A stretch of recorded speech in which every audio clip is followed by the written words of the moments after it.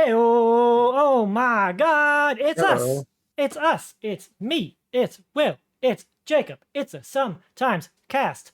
Hello, everyone. Welcome to the inaugural episode of the Sometimes cast. Hello. Welcome, everybody. Happy.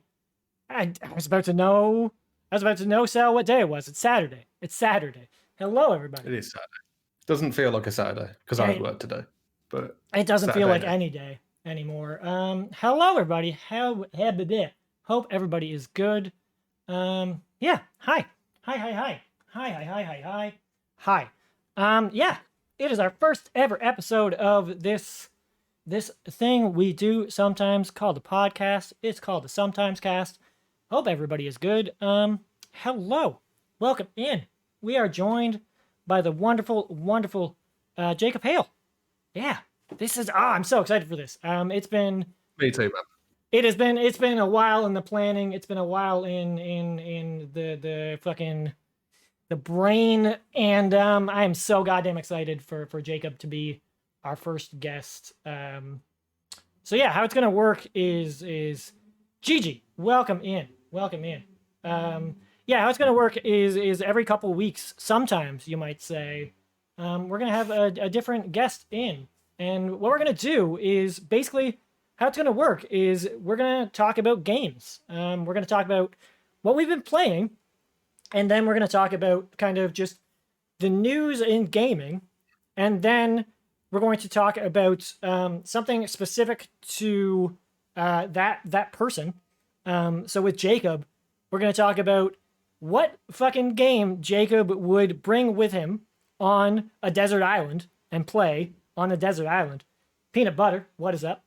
Welcome in, everybody. And then we're going to talk just about what kind of got that person into streaming and kind of where they see streaming for themselves and streaming in general going. And it's gonna be really cool. I'm really fucking excited for it. We have several other guests lined up in the future, and if you yourself are a streamer, please get in touch. I am more than fucking happy to have you on. Just some general fucking bookkeeping, administrative stuff for the future. This is going to be a little bit more of like a one-on-one type of thing than most streams. So we're definitely going to be interacting with the chat, but it's not going to be as interactive as most streams. So we're going to be talking to the chat, obviously. But one thing is most of, if not all of the alerts will be turned off. So fair warning on that, especially the audio alerts, because I am notorious for them. For example, JacobHail. As much as I love the JacobHail chat alerts, it's probably going to go up on YouTube. That will definitely get us DMCA'd. And it's going to be a podcast more than likely, so that will also definitely get us DMCA'd. Yeah, so the sound alerts will probably get DMCA'd. So sound alerts will be off. Follows, fucking subscriber alerts, those will come up, but those sound alerts will be off. Again, we'll be interacting with the chat, but if we're in the middle of a pretty like heated, not heated necessarily, but prolonged discussion, we're not going to necessarily break away from them to like interact with an offhanded comment from the chat if it doesn't make sense to do it, if it doesn't flow with the fucking conversation. I also just noticed that you, my friend Jacob, are blocking the chat box. So 1 second, let me fix that, boy. Sorry, friends. Sorry, friends. Yeah, what else?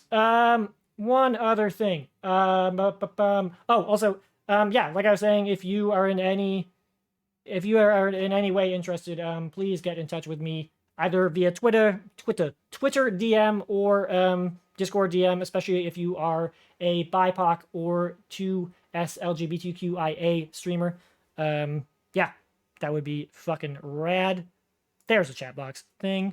Let's just move that up a smidgen. Okay, that looks good. Yeah, also Craig Plant, how's it going? Let me know if Jacob's audio levels are good. They should be. Yeah, we'll just do a little double check. Okay, cool.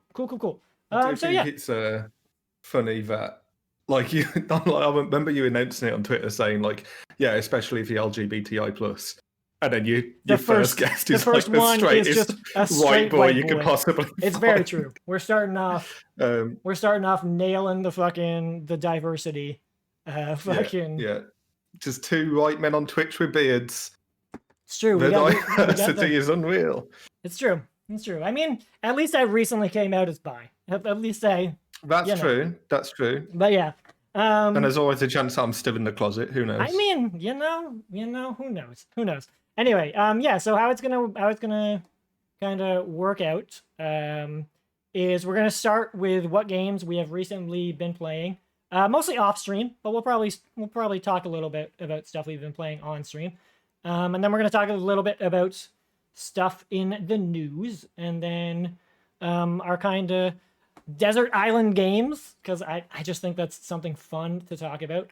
And then we're going to talk a little bit about kind of what has got us into streaming and where we see streaming going in the future. And I figured the fucking stream will go about 2-3 hours. Who knows? Who fucking knows? So strap the fuck in, friends.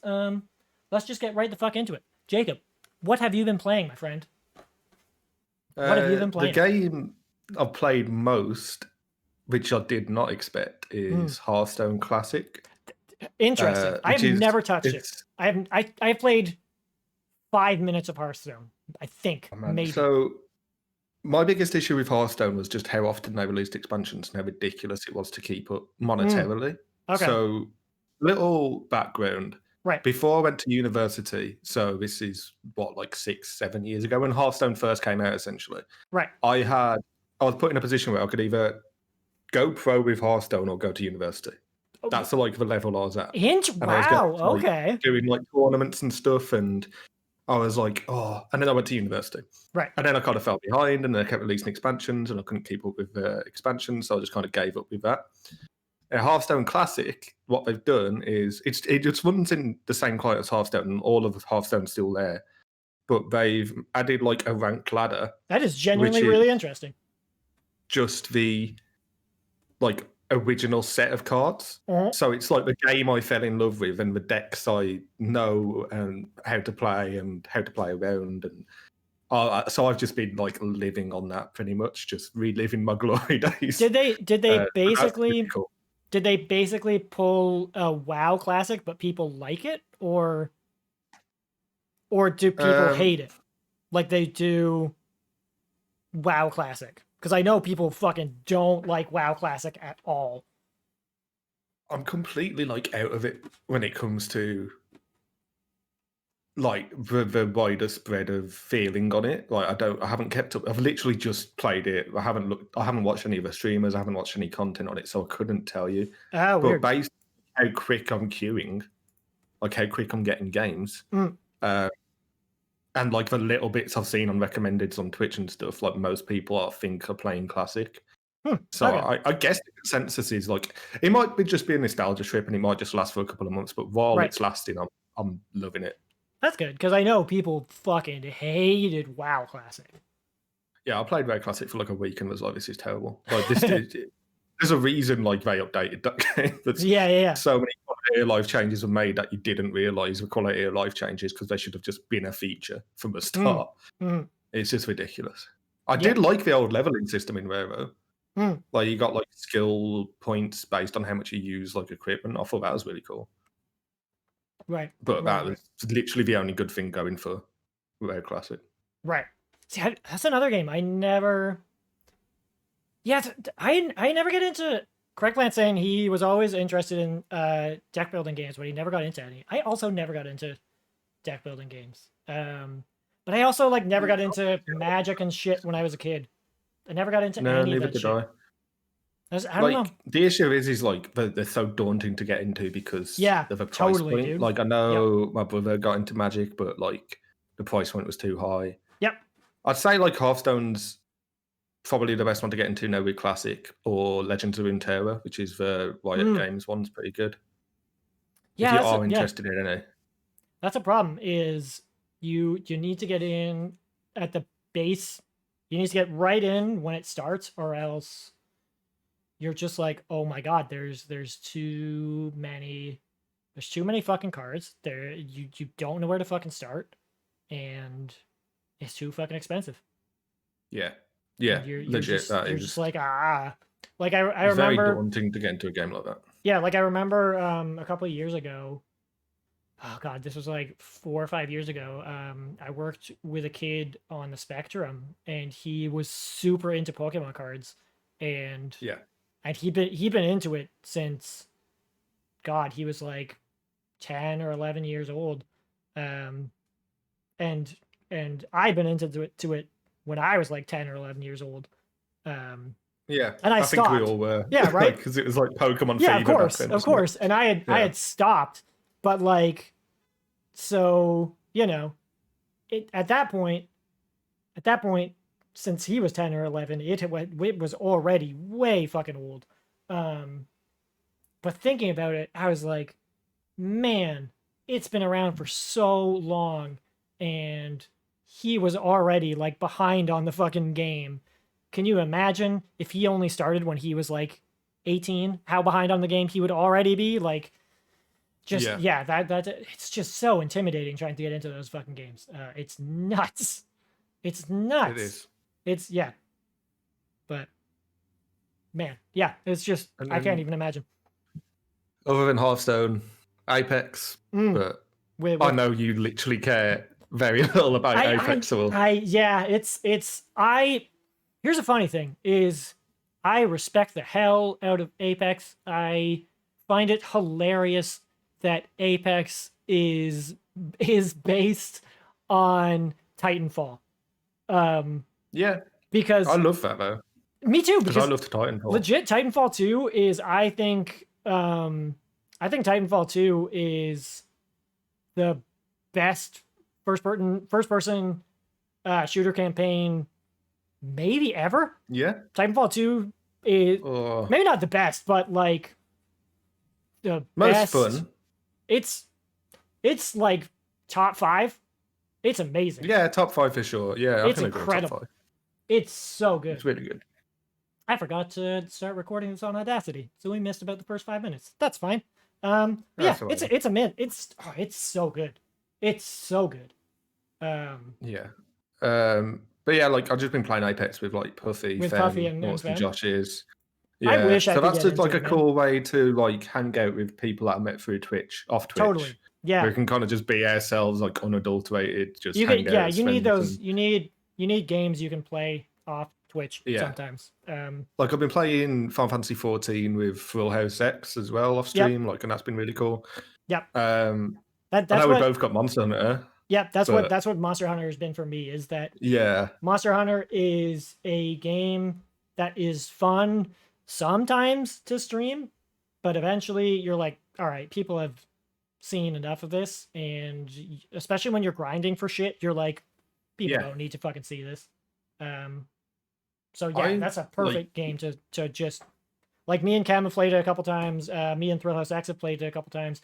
Cam, I joined you free for like 2 hunts just on the random because I saw you playing. And I was like, and that's a cool thing about Monster Hunter as well. Like, because if you just have each other on Switch, I could see that you 3 were playing. And I was like, oh, I wonder if I've got space. And you did. And I just joined for a couple. Exactly. Exactly. Yomarda. I played a couple times with Yomarda, and it's perfect. Yeah. I haven't played it as much as I thought I would. Me neither. And it's not because I don't like it. It's just. I love it. I think it's fantastic. It's my favorite Monster Hunter. I find it hard, and I don't know if you're the same, but like, I've got my PC and my PS5. I gravitate towards my Switch very little. So when I want to play a game, my instinct is, okay, PC. And then I'm like, I'm not feeling anything here. Okay, PS5. So like the Switch is the last on the list I think of picking up and playing. I think it's for me, it's because I have got into this mentality. TJ, how's it going? Welcome in. I think it's because I've gotten into this mentality of I've gotten into this mentality personally over the last couple of months of, well, fucking hey, man, I should be playing games and streaming them. Yeah. Yeah. So I'm finding a lot of the times I am. It's just this weird thing of I'm finding a lot of times that I am just spending time playing fucking games. It's not necessarily that I'm spending time uh, playing games and therefore spending my free time streaming, but I'm spending my time streaming and then spending my free time also playing video games. It's that I'm spending my free time with my partner. Does that make sense? Yeah. It's like most of the time I'm spending my free time because I don't really have much free time. Because whatever free time I kind of have, I'm like, well, I'm gonna spend that streaming. And then whatever other free time I have, therefore I'm like, well, I'm gonna spend that with my partner. So then whatever other little free time I have, then I'm spending that like on the Switch playing Monster Hunter. Okay, so yours is more of like just a logistical thing. Mine is just kind of. I like it when I'm playing it, but I don't have that urge to like be like, oh, I'm gonna hunt monsters. I'll tell you what I do. I've been playing it a lot in the bath, and I don't usually have baths, but I've had like 3 baths this week. And I feel like it's like Monster Hunt in the bath is like the perfect goddamn experience. So that's cool. Garside, what is this podcast about? So it's about games. It's about we're going to be talking about news, and then we're going to also be talking about just kind of Twitch culture and our thoughts about Twitch and why we started fucking streaming. And then we're also going to be talking about our perfect desert island game, which I'm really excited about. Yeah, but it's like a new show with extra bits. Exactly. Yeah, it's not that I don't like Monster Hunter. I really fucking like it. It's that I've also just been in a weird kind of mood. Also, hello, Sword, how's it going? It's just that I've just been in a weird kind of mood where I've really enjoyed what I've played, but I'm not like dying to fucking play it all the fucking time. Does that make sense? Yeah. Makes perfect sense. And that's pretty much it. I re-downloaded Spider-Man and then realised that it's not a free remaster and you actually have to buy Spider-Man Remastered on PS5, and that annoyed me. Yeah, you get it. You get it with the like deluxe version of Miles Morales. I know, but like I wanted to play it before playing Miles Morales. I can't afford more.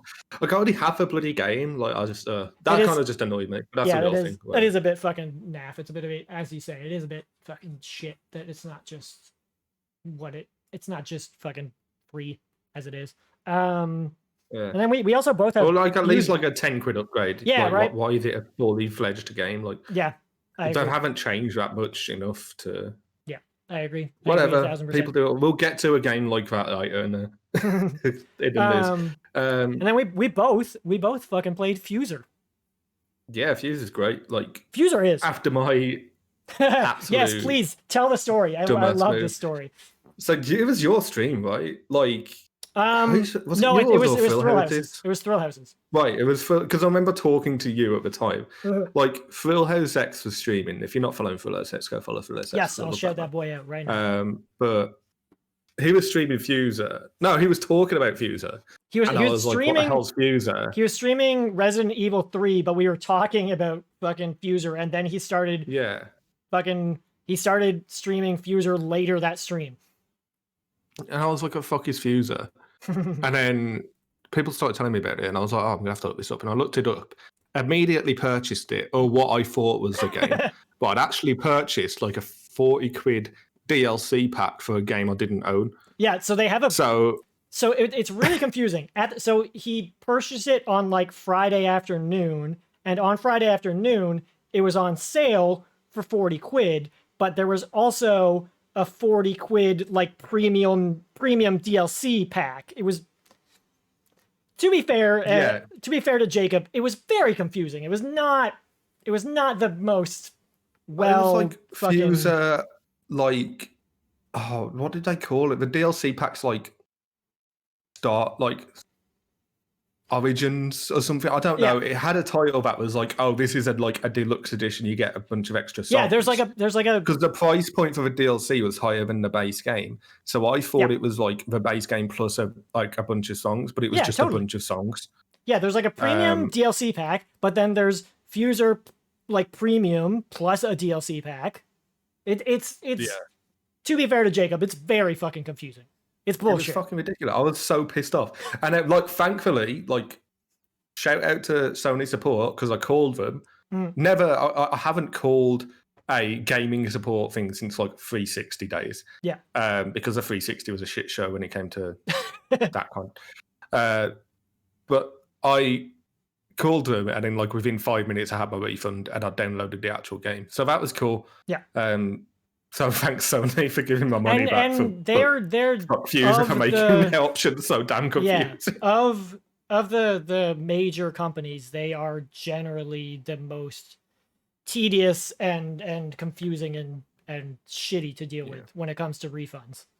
Because like the only time before this, prior that I had to contact Sony support about a refund, was when I was playing my PS3 with my DualShock 4. And somehow my PS4 was on and controlling my DualShock 4 was controlling my PS3. I was playing Bioshock because this is before the remaster. I wanted to play Bioshock with a DualShock 4. Okay. And my PS4 at the same time. And while I was playing it, I'd managed to navigate to the store and purchase Need for Speed Rivals. And I'd already owned the game. Okay. And I was I had the disc version, and I managed to buy the digital version. And I contacted them, and I was like, "Look, this has happened, and I don't know. Like, I was accidentally, I was like, you could see that I prior have owned this game via disc.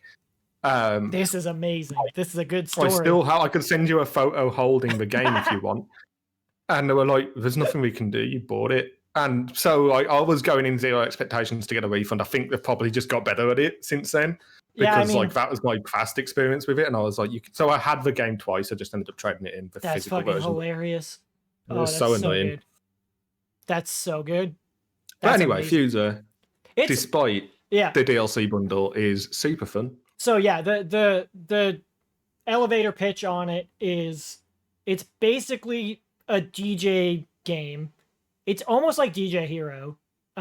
It's DJ mix the songs itself, yeah. It's DJs on easy mode, where essentially it takes the drums, vocals, bass, or bass and drums, bass, guitar, and vocals, or like guitar and bass, depending on the type of song. It's like guitar and melody, right? Yeah. Like it's so it might be like often the case of vocals, but sometimes it's not. Also, this was a liter can of beer, and I'm halfway through. So nice. We're only like a half hour in, my dude.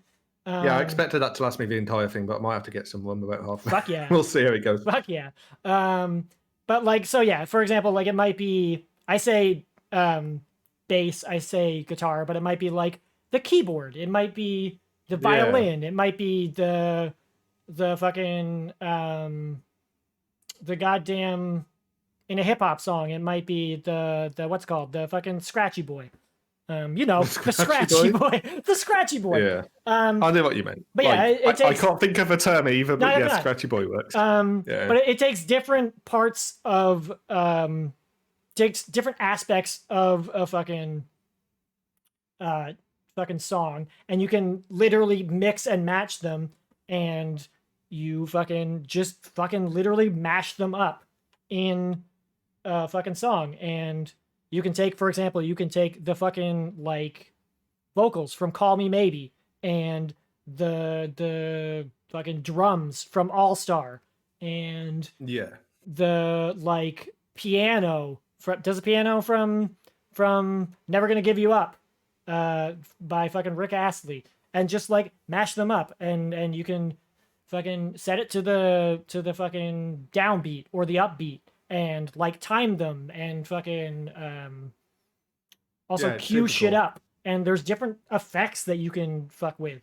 I'm not describing it well, Joe Barry. I don't think welcome you in. can explain it well. No, I It's can't. You just, can't really explain it well. You need to see it. Like honestly, you need to see it. You don't even need to, because like even seeing it, you kind of like, it's just fun. But you just you get have to into like a experience it. vibe. You're like, your head's going. You're like, Totally. you're like, yes, Totally. and you get it super excited when something fits really well together. Indeed. Also, this is two white guys with like no rhythm at all trying to explain this game. No, excuse me. Oh, I'm sorry. Fucking drum kit right there. All right, pal. drum boy. Fucking drum boy What are you back trying to here. say?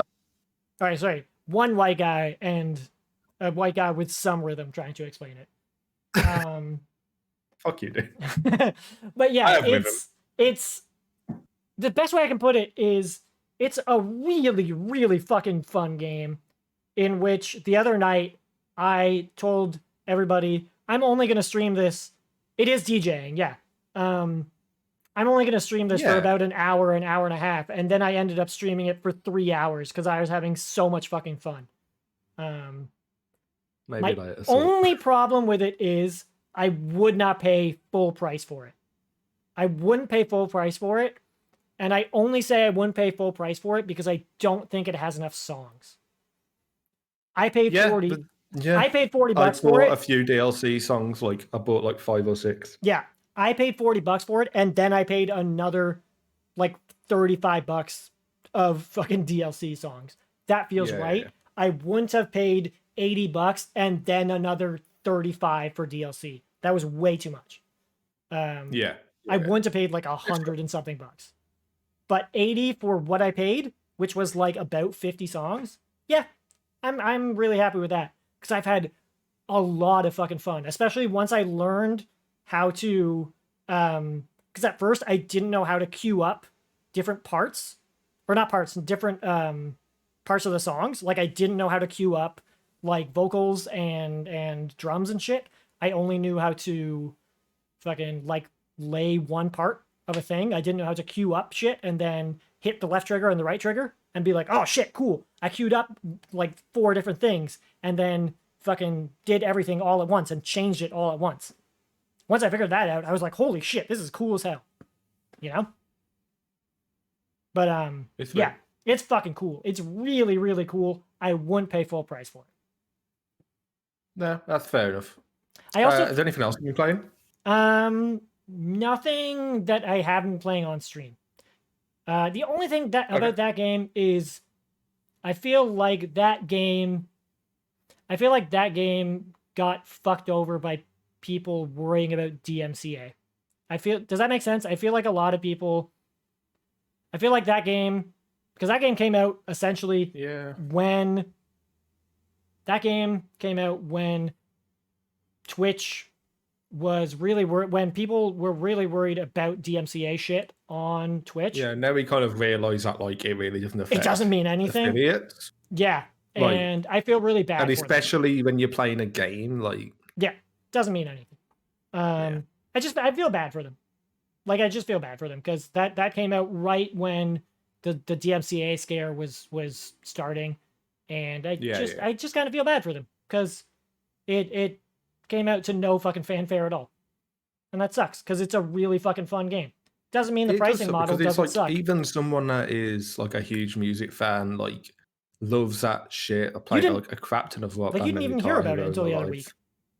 And I didn't even know about it. I didn't even know it existed. Yeah. Like that's wild. Like yeah. But yeah. Oh well, good game. It's a fun fucking game. It's a fun game. I wouldn't check it out full price, but keep an eye on it. When it goes on sale half off, I would definitely recommend it. It's fucking cool.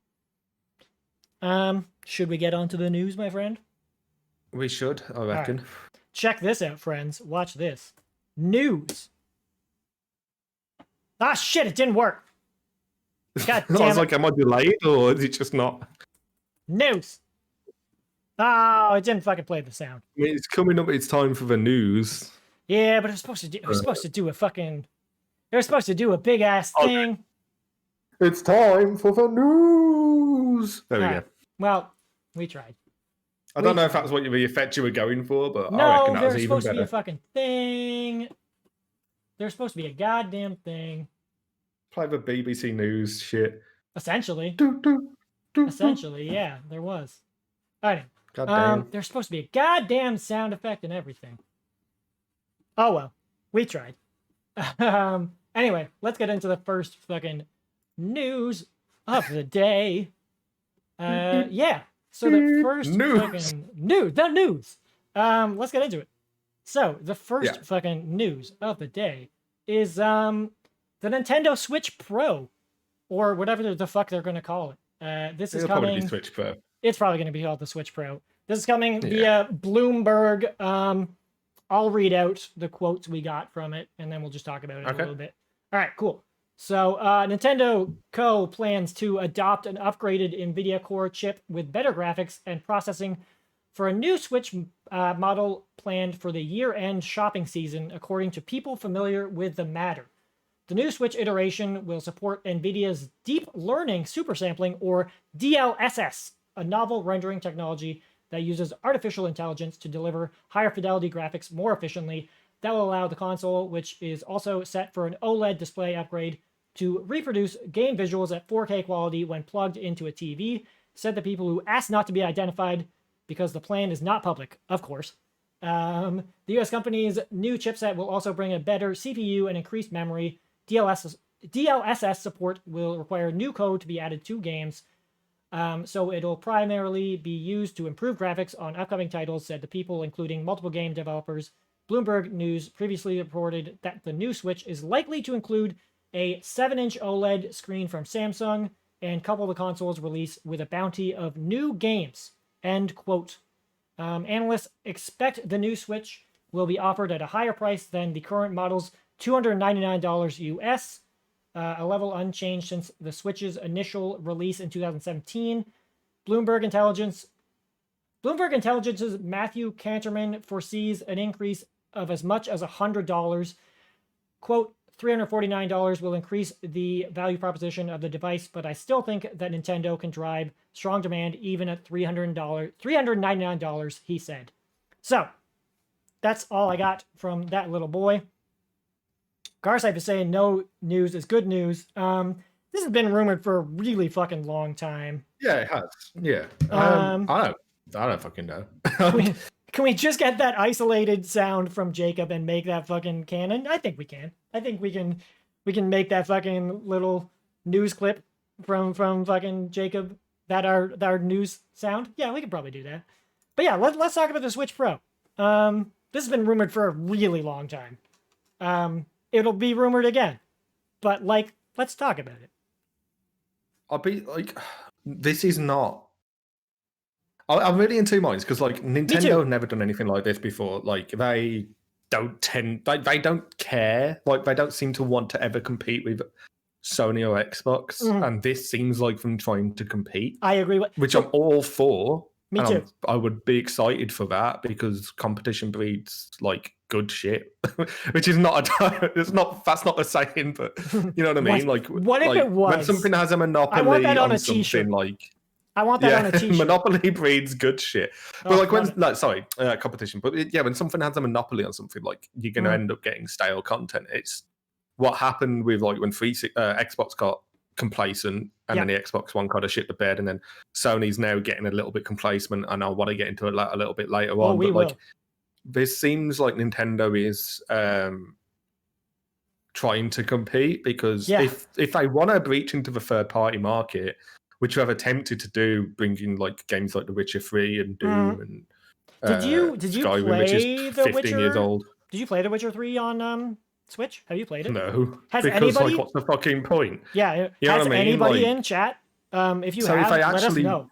Let us know if it runs okay. If they actually want to do that shit, if they want to bring third-party titles and have someone go, actually, I do want to play this on Switch, and it's fair enough to because I played Apex on Switch the other day. I played the tutorial and I uninstalled it because it was unplayable. Yeah. They need to have better hardware. That's not what I get a Switch for. Craig Plant brings up a good point. Craig Plant says, it does kind of suck that a game like Hades should be solid for Switch, but it looks worse, even though it isn't the most intense. Yeah, exactly. So I agree. And this has always been just one last thing before because I don't want to just No, please go on. take the mic. But like, the last kind of closing thought on this is like, Nintendo have always only cared about their first party titles. That's all well and good, but and their first party titles are always like solid 8 out of 10s at least. But if they want to be competitive, and not just this like side console to Sony and Microsoft, this is necessary. But I think it's a bit too little, too late. Maybe just wait until the next iteration of your home console. But the problem is, for me, is even the first party games are starting to suffer. You saw it with 3D World and Bowser's Fury. Not too bad, but I read reviews of Bowser's Fury. That's a remaster as well, so it's like, it is. But I saw with it wasn't. So I've only played a little bit of it. So I only have a little bit of firsthand experience, but I read reviews that said the Bowser's Fury section specifically got pretty fucking framey, and like when you're having when you're having first party games suffer, like that's not a good experience. Also, yeah, exactly. That's the other thing is online games need to fucking be better, man. I watched a trailer for Monster Hunter Rise where like there was like 4 people in 4 separate rooms or whatever, all having a good time and chatting, and I'm like, this is false advertisement because your fucking voice chat is non-existent. So how you need to have like a little asterisk in the corner, like voice chat enabled through Discord. You know what I mean? Like, it's fucking stupid. Like, obviously you've got the stupid phone app, but no one's downloading and using that shit. Everyone uses Discord. Everybody's using Discord. So Drag's saying he's had no problems with Bowser's Fury. That's again, I don't know. I'm only speaking from reading reviews. Who knows? Yeah, I haven't played it, so. But like another perfect example, fucking Breath of the Wild. Breath of the Wild was a launch game, and that didn't run perfectly, even on a fucking Switch. It ran okay. A lot better than it fucking should have. Like, it did, and it ran incredible. way better than the Wii U version. But there were still issues. There were still issues. It's just they're so behind, man. They're like 10 years in the past with like hardware stuff. They always have been. To a degree, remember when the Wii came out and they didn't even have a HDMI port? Like, yeah, right. Come on, man. They're so up their own arse. Exactly. Ridiculous. And here's the thing: is I've told myself multiple times, because these rumors have been around almost within like fucking 3 months of when the Switch first came out. People were like, well, fucking Switch Pro, it's going to come out. And I was like, I'm never going to get a fucking Switch Pro. You know your hardware's behind when your console comes out, people are already hoping for a Pro version of it. Yeah. But that is a bad sign. Exactly. But I've told myself, I will never get a fucking Switch Pro. I don't need it. But over the last couple of months, specifically when I fucking played Hades, when I played Hades, I was like, I would fucking get a Switch Pro if they announced one. I would fucking get a Switch Pro because I love the games that come out on the Switch, but fuck me, dude. They need to run better. They really do need to run better. They just do. Like, it's because they make incredible games. They make such good games. Also, TJ is saying his coworker and him play Rise. You party chat on the PlayStation. Party chat on fucking Discord. Party chatting on a PlayStation. Hilarious. It's ridiculous. I would love the fact to use a different console. That's hilarious. I love voice software because Nintendo's so backwards with that. But yeah, it's ridiculous. And I've always had the motto is like, we make games for fun, and it's like, wouldn't games be more fun? And this is just going to be a general rant on Nintendo. If you had an achievement system, if you had online voice chat, if your online servers went dog shite, like this would. Oh man. Yeah, me, man. Nintendo should be better. They need to be better. They deserve to be better because they have first-party titles I adore, but they're just not. I don't know how much a Pro would fix these problems. That's the thing. They wouldn't. But that's what I mean. Like, I don't care about a Switch Pro as much as I care about all of these other underlying issues. That's So fair. I'm like, I don't play my Switch enough, That's fair. or as much as I want. Like, yeah, I don't play my Switch enough because of all of these other issues. So I don't care about. If I had these integrated things, I would probably get a Switch Pro. But I mean, Craigland also says he doesn't care about achievements anywhere. I don't and either. that's fair enough. I don't either until they don't exist.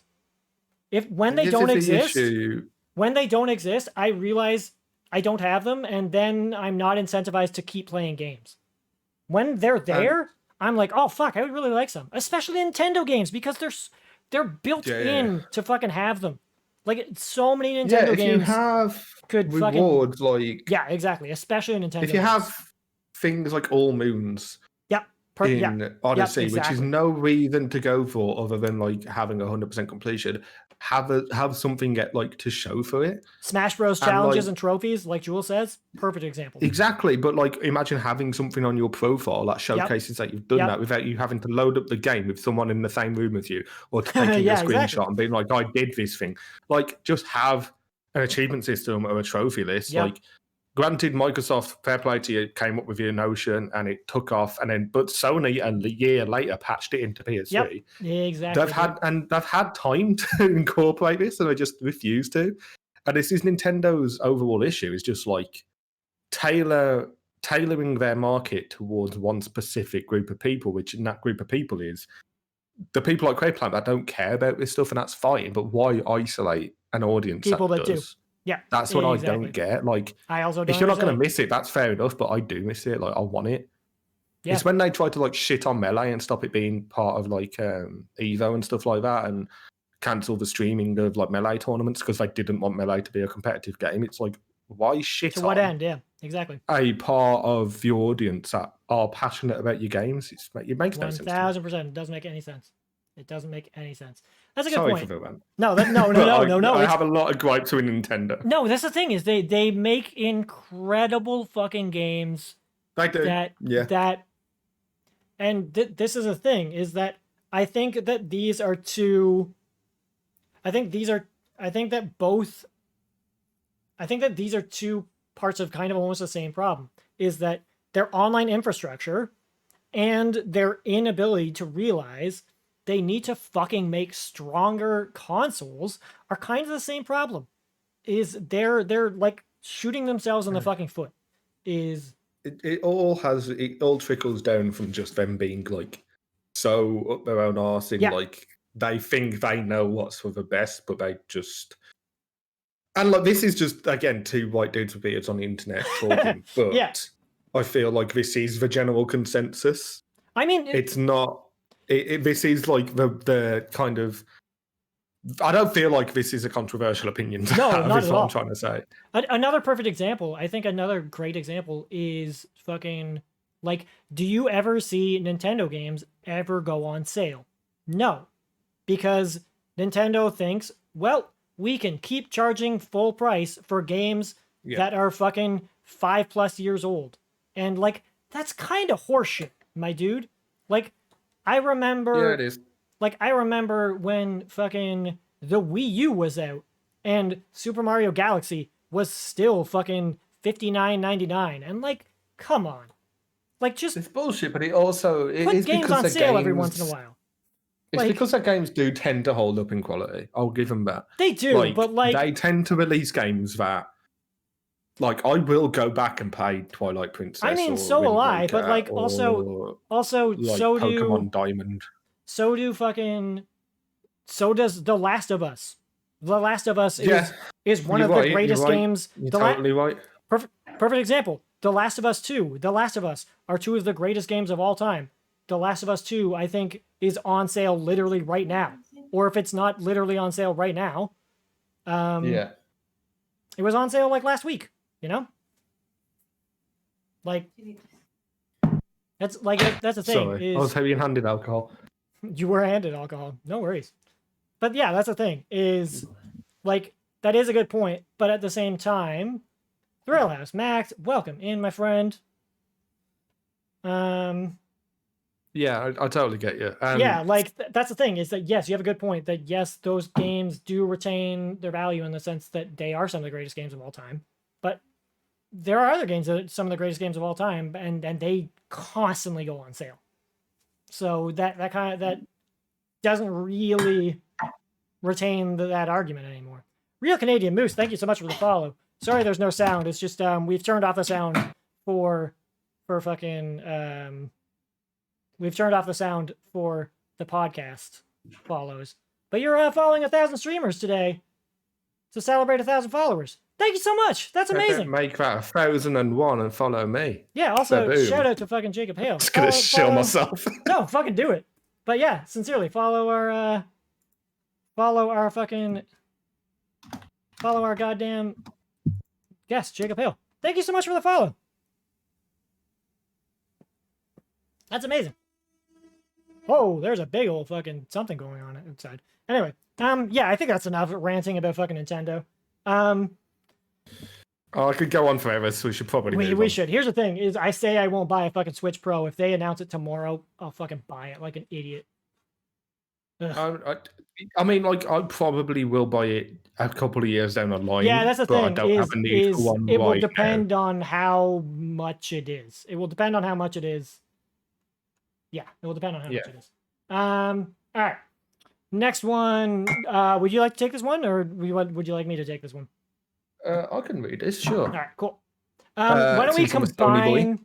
Why don't we combine the next two? Because I feel like they're very similar. To me, they're very similar topics. Segment.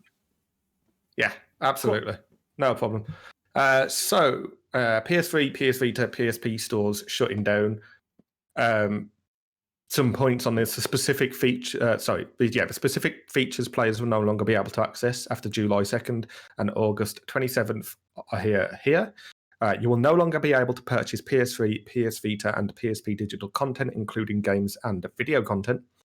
You will no longer be able to make in-game purchases through games on PS3, PS Vita, and PSP, so that'll be DLC.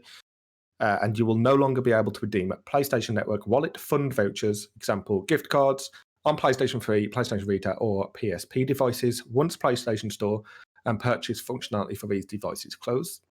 Your PSN wallet funds will remain in your PS account, but you will only be able to use your wallet funds to purchase PS4 and PS5 products on PlayStation Store, on the web, PlayStation app, or on PS4 and PS5 consoles. And then this goes into another Sony thing, which is 700 plus PS2 prototypes get released. Yeah. Polygon, which I read the article, and I was just like, okay. But we'll get into that. And yeah, that's just going to be, do we care? But I want to touch on this store thing, because this, to me, I was kind of like, okay, this makes sense. It's kind of like a bit sad, but they have to do it to obviously save server space. That's absolutely fine. I can't remember the last time I bought anything on PS3 or PSP. Kind of sucks for those people that are like only have a PS3. But that is now 2 generations ago, so I'm kind of like, the PS4 is cheap enough now to have one of them as well. The real big thing that surprises me is Vita. Yeah, the Vita one that's the one that I find really interesting. That, like, I know they gave up on Vita. Yeah, and that's not any fault of their own apart from memory cards being ridiculously expensive. Vita was a fucking fantastic handheld console. Yeah. I don't know if it wasn't. I don't think it was even marketed badly. It's just like, for some reason, it just didn't take off. Right. So I had to fucking. So before we got together to like go over the articles again, I went back to this article and reread it to fucking double check that I read this correctly. Because at first I was like, did I read this wrong? And fucking like, did I fucking like paste this in wrong and accidentally add Vita? Like, was this actually only PS3? No, you're right, it's Vita. I didn't know it was PSP, but that kind of obviously makes sense. I read PSP and PSP. Because that's the same. Obviously, if they're shutting Vita stores, they're going to shut PSP stores. Yeah, but at first I was like, yeah, it's PS3 and PSP, because that's the same generation of consoles, essentially. So I was like, holy fuck, Vita, because that's like pretty fucking recent. That's PS4 gen, like, exactly. They released the Vita, like, was it a year after PS4 release, I feel like? I think around that time. Let me double check. Yeah. PS Vita release date is PS Vita release date was 2011, so 10 years ago. That's not Okay, that so it long was ago. 3 years before the PS4. Fuck. Okay, my time frame's all weird. No, there's anyway, not a more. That's the most recent handheld. Craig Plant is. I don't think they'll be doing another one. No, they're definitely not going to. Think the Vita was, which is weird because the PSP was really successful, was and you pretty can see fucking that by the like sense that like they're shutting the stores for the PSP and the Vita at the same time. Yeah, right. I don't know what went wrong with Vita because I genuinely would sing praises about that console for days, but it's fucked now. Mm-hmm. That's it. It's not selling any more units after this. Yeah. Oh, Rock Pie, welcome in. It did though. That's a very good point. Is the Switch kind of? I don't know, man. It's just. Well, the Vita was released in 2011, and the Switch wasn't released until like 2016. Yeah. Like that's still like. Yeah, I don't know. It's Switch release. I don't know. 2017. So that's like 6 years later. So it's like, yeah, it got blown out of the water 6 years after the fact. Like, yeah. Obviously, it's going to be blown out of the water by another console that was released 6 years after. It was blown out of the water by the 3DS, which was released. It's really the 3DS. It's really the 3DS, man. And that's like shocking. It really was. Nintendo had the fucking monopoly on handheld, so that's fine. They really did. It's like just the 3D. I still have. This is a case in point. I have a 3DS still that I play fairly regularly. I sold my Vita, so I get it. But it still surprises me. Totally. And the Vita, the screen on the Vita was fucking incredible. It was gorgeous. It was gorgeous. It was like playing a PS3 handheld. It was fucking beautiful. It was a great console. It's fascinating. Yeah. It is. It's a really fascinating case study on just like what the fuck happened. And it's just I don't know.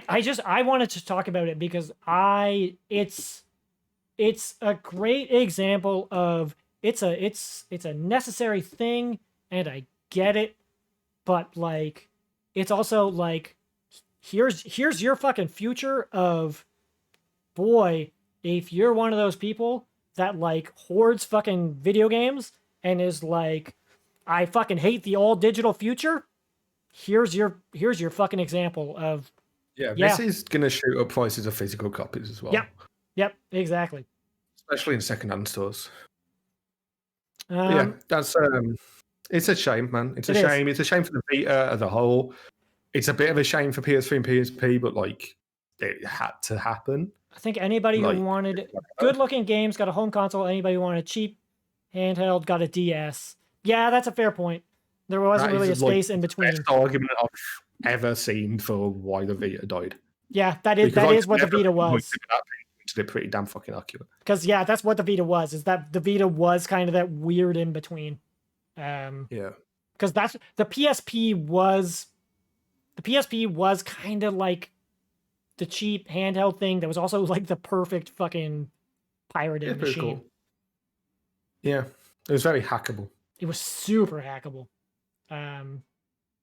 Yeah, it's just that sucks. That fucking sucks. It does. It does suck. You were good. And thank you for introducing me to Persona. The PS2 thing, the 700 plus prototypes thing, which they called Project Deluge, which I love. I love that it was called Project Deluge. Yeah.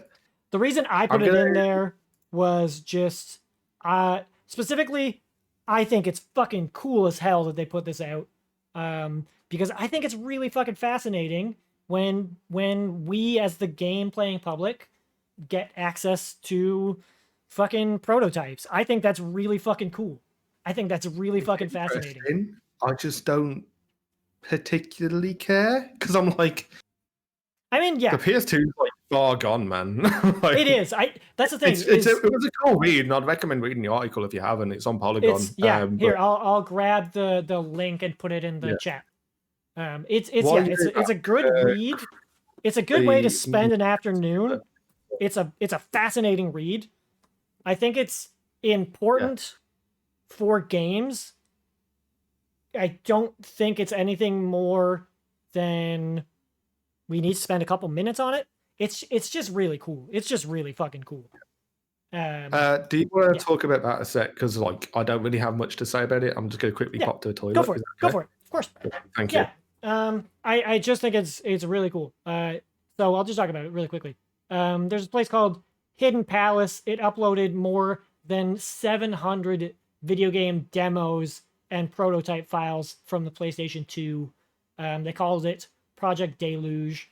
Our boy Kem, excuse me, he checked out a couple a little while ago. There are currently 752 games and demos uploaded as part of the collection. Yeah, it's really fucking cool. I just think it's really neat when you kind of just get to check out part of gaming history, and this kind of marries back into the whole thing about PS3 and Vita and PSP stuff going offline. Yeah, I also totally still use my PSP, or not PSP, sorry, PS2 every once in a while. And I think with us moving more and more towards us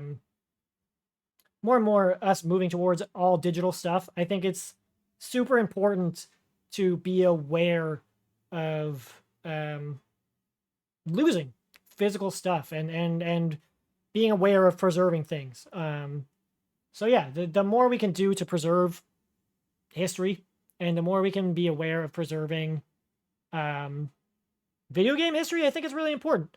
So I just think it's really fucking cool when we can do our part to preserve things. And I also think that this is my personal opinion. I think it is very important that there is transparency in video game development, and I think it is important that the video game player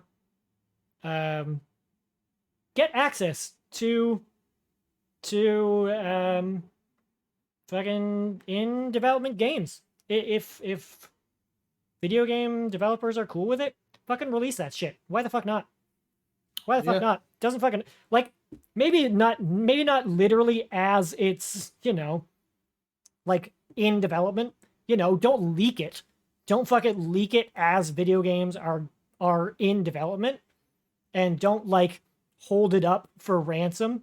But if fucking video games are 10 years old and it's not gonna fucking hurt anybody, why the fuck not? Like, release it. If it's not gonna hurt anybody, why the fuck not? For the sake of game preservation. 10 years old and PS2's like 20 now. Yeah, right, exactly. Like, but when their age, like, we always think of a PS2 being like 10 years ago. Yeah, right. Very fair point. But when it's actively not going to hurt somebody's like profits, why the fuck not just like put out game development fucking history?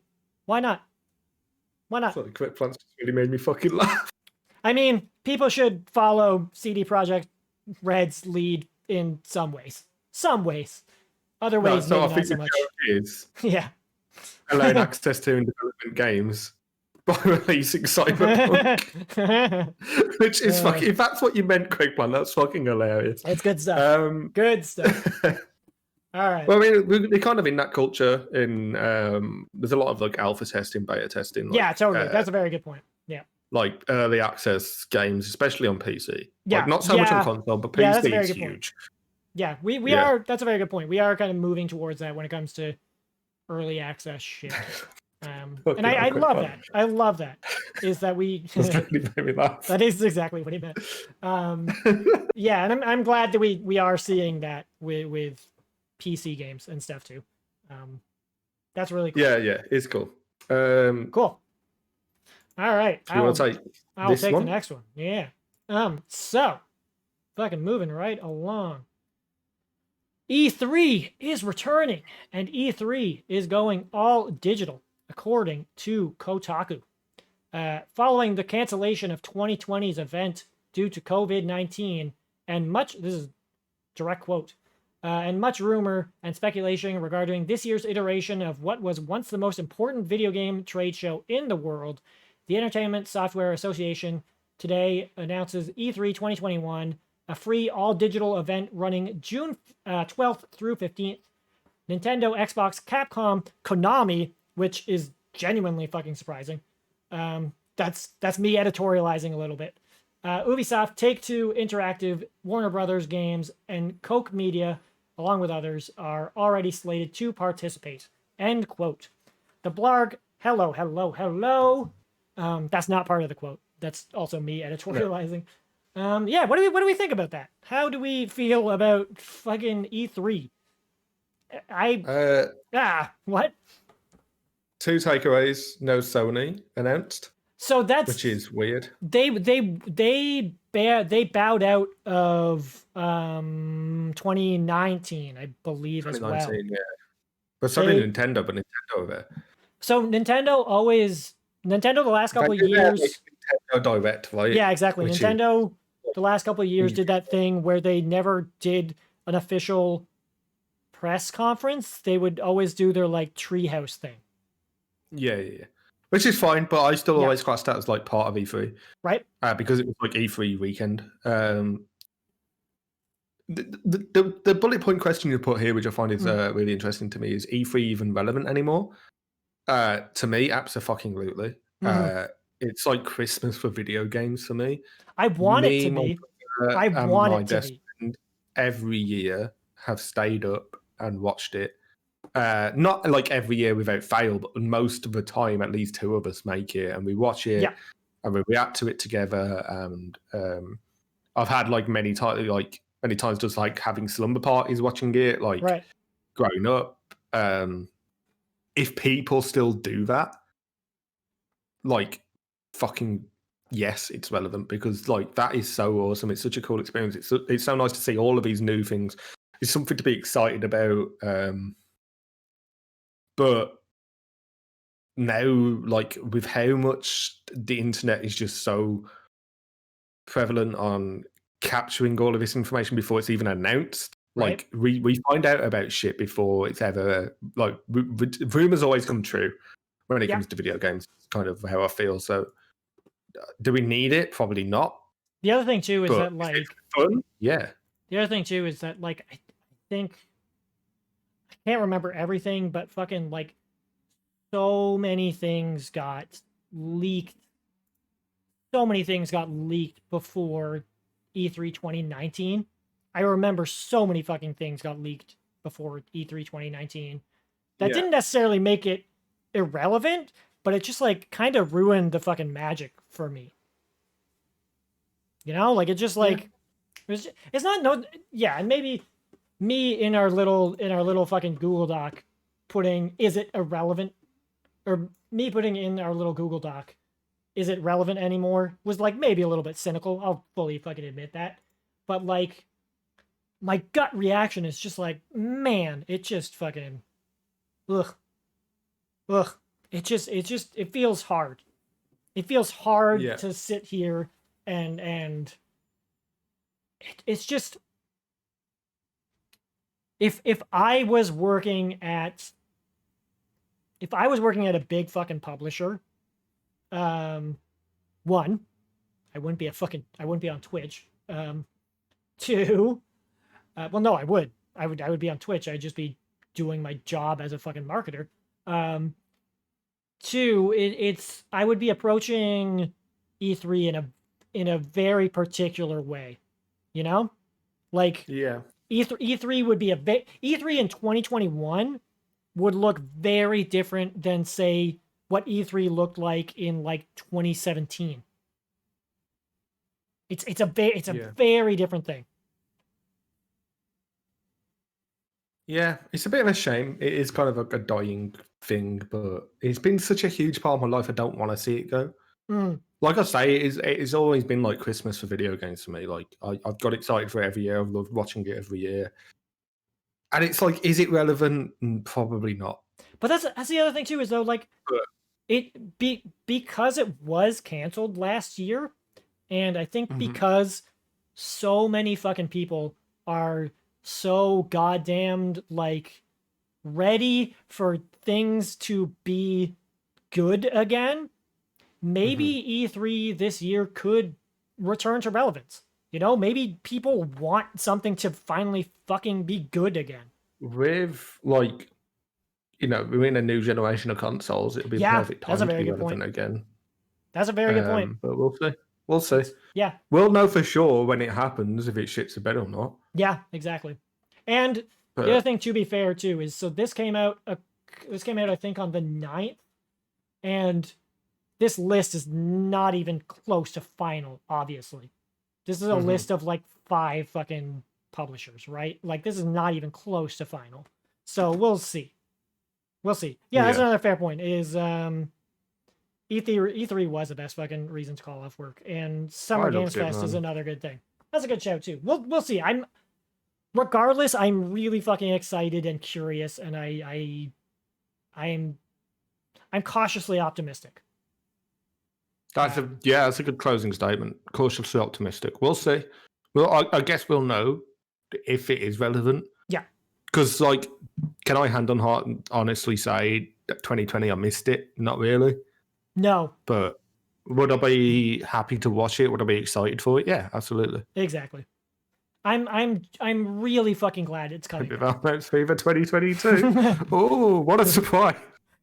But you know what I mean? Like E3's where fucking Last of Us was announced, and like E3's where like Bioshock Infinite was announced. Yep, totally. E3's where some of these my favorite games ever were announced. Like I love E3, man. It's such a cool E3 thing. I love E3. E3 legitimately has some of my favorite moments, not just in gaming, but just like of my life. And like just fucking memes as well. Did you there's one I always meme, Giant but crab? like no one really remembers it. There's 2. Do you remember the Peggle 2 thing? Yes. The Peggle 2 announcement. That's like a classic one. Oh, so good. The other one was when they announced Kinect at Microsoft. And there was like a moment where one of the guys was like, "Hey, ever seen a bar with an Avatar shoe?" My shoe? Well, bam! Yep. And then his leg just like fucking just like... Oh my god! Avatar just glitches out. Yep. And it's like the funny. I love moments like that. His leg just like fucking snaps in 40 I'm different so places. glad you knew what I mean, because like I reference that all the time and no one knows what I'm on about. I think it's hilarious. It's so good. It's so good. So funny, man. It's so fucking funny. Yep. Holy shit. Oh, E3.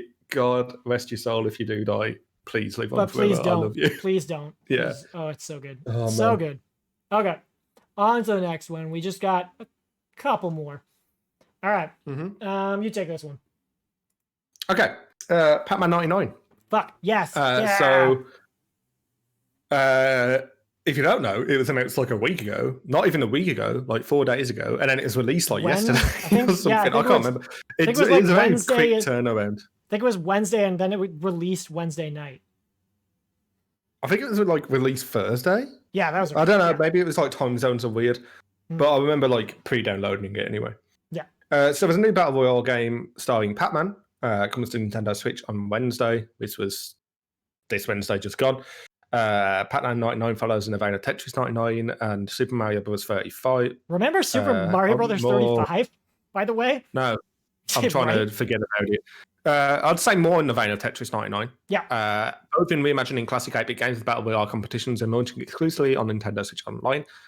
Have you played any yet? I haven't, and I'm really excited to, because I love Pac-Man. I played again, classically, as the Switch console is for me, in the bath. And it was fucking fun. It's super solid, though. Like, I thought I was fairly decent at Pac-Man. Oh boy, like... I got my ass handed to me pretty handedly. Yeah, I imagine people that are good at Pac-Man are fucking good at Pac-Man. I absolutely love Tetris 99, and I love the fact that they're doing this with Pac-Man. I want them to do it with more, but I don't know if they can. I think these are pretty much the only 2 games they could do it with. Yeah. Because I tried to do it with Mario Brothers, and it was fucking awful. It was not that great. But yeah, it's super fun. The only thing I wish for this and Tetris 99 is that you could queue up with friends. Yeah, that'd be really cool. That'd be fun. That'd be really Because me and Puffy wanted to play Tetris 99 together, and we ended up just having to play Tetris Effects on Game Pass. Oh, yeah, fair point. And just like dueling each other, but we really wanted to play Tetris 99 together, and it's like, why isn't this a feature? Why? That's a very good point. I don't know why it doesn't. But yeah, it's fun. It's cool. Yeah, people should check it out. That's all. That's not much. That's literally the fucking. That's the news. It's just that was kind of a public service announcement of, hey, Pac-Man 99 is out now. You should probably check it out. Yeah, it's pretty fucking cool. It's fun. It's good. If you enjoy Tetris 99, if you enjoy Pac-Man, definitely up your alley. I like it. Yeah. Also, fucking, if for some reason you've never seen Pac-Man Championship Edition or Pac-Man Championship Edition DX, check those fucking games out. Those games are, ooh, I those think games are good. actually DX2 Yes, that game's also is really on good. sale on Switch right now, I Ooh, believe. there you go. There you go. So, and like that to me is the best version of Pac-Man Yeah. to ever exist. So if you've Yeah, not there you played go. it, or Check those fucking games are out. looking to play Pac-Man, definitely check that those out. games Super out. good. Okay. Yeah, Pac-Man DX is fun. Let's take a quick not even 5-minute break. I have to pee so bad. Oh and man, then we'll, I wish I could have held it. I'm so sorry. I broke the seal. I've been drinking beer. it's okay. Yeah, let's take a quick not even 5 minutes, and then we'll finish off the news and get into the rest. Nice. Okay, cool. We'll be back in just a minute, friends.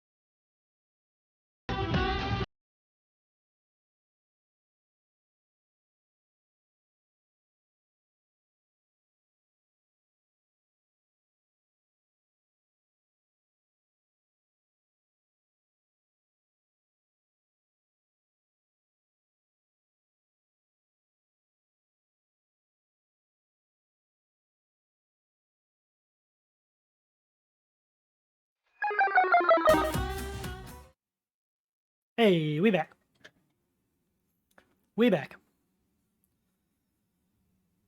Fucking A. Are you unmuted, my friend? I am now. Yay. You know what I totally forgot to do? I forgot what to mention one of the games I played. And I really wanted to talk about it because I don't think it's a game anybody's heard of. So I'm going to mention You it talk really about quick. it. Pardon? What's up? No, you talk about it. Talk about the game. Okay, Go. cool. So it's a game called Before Your Eyes.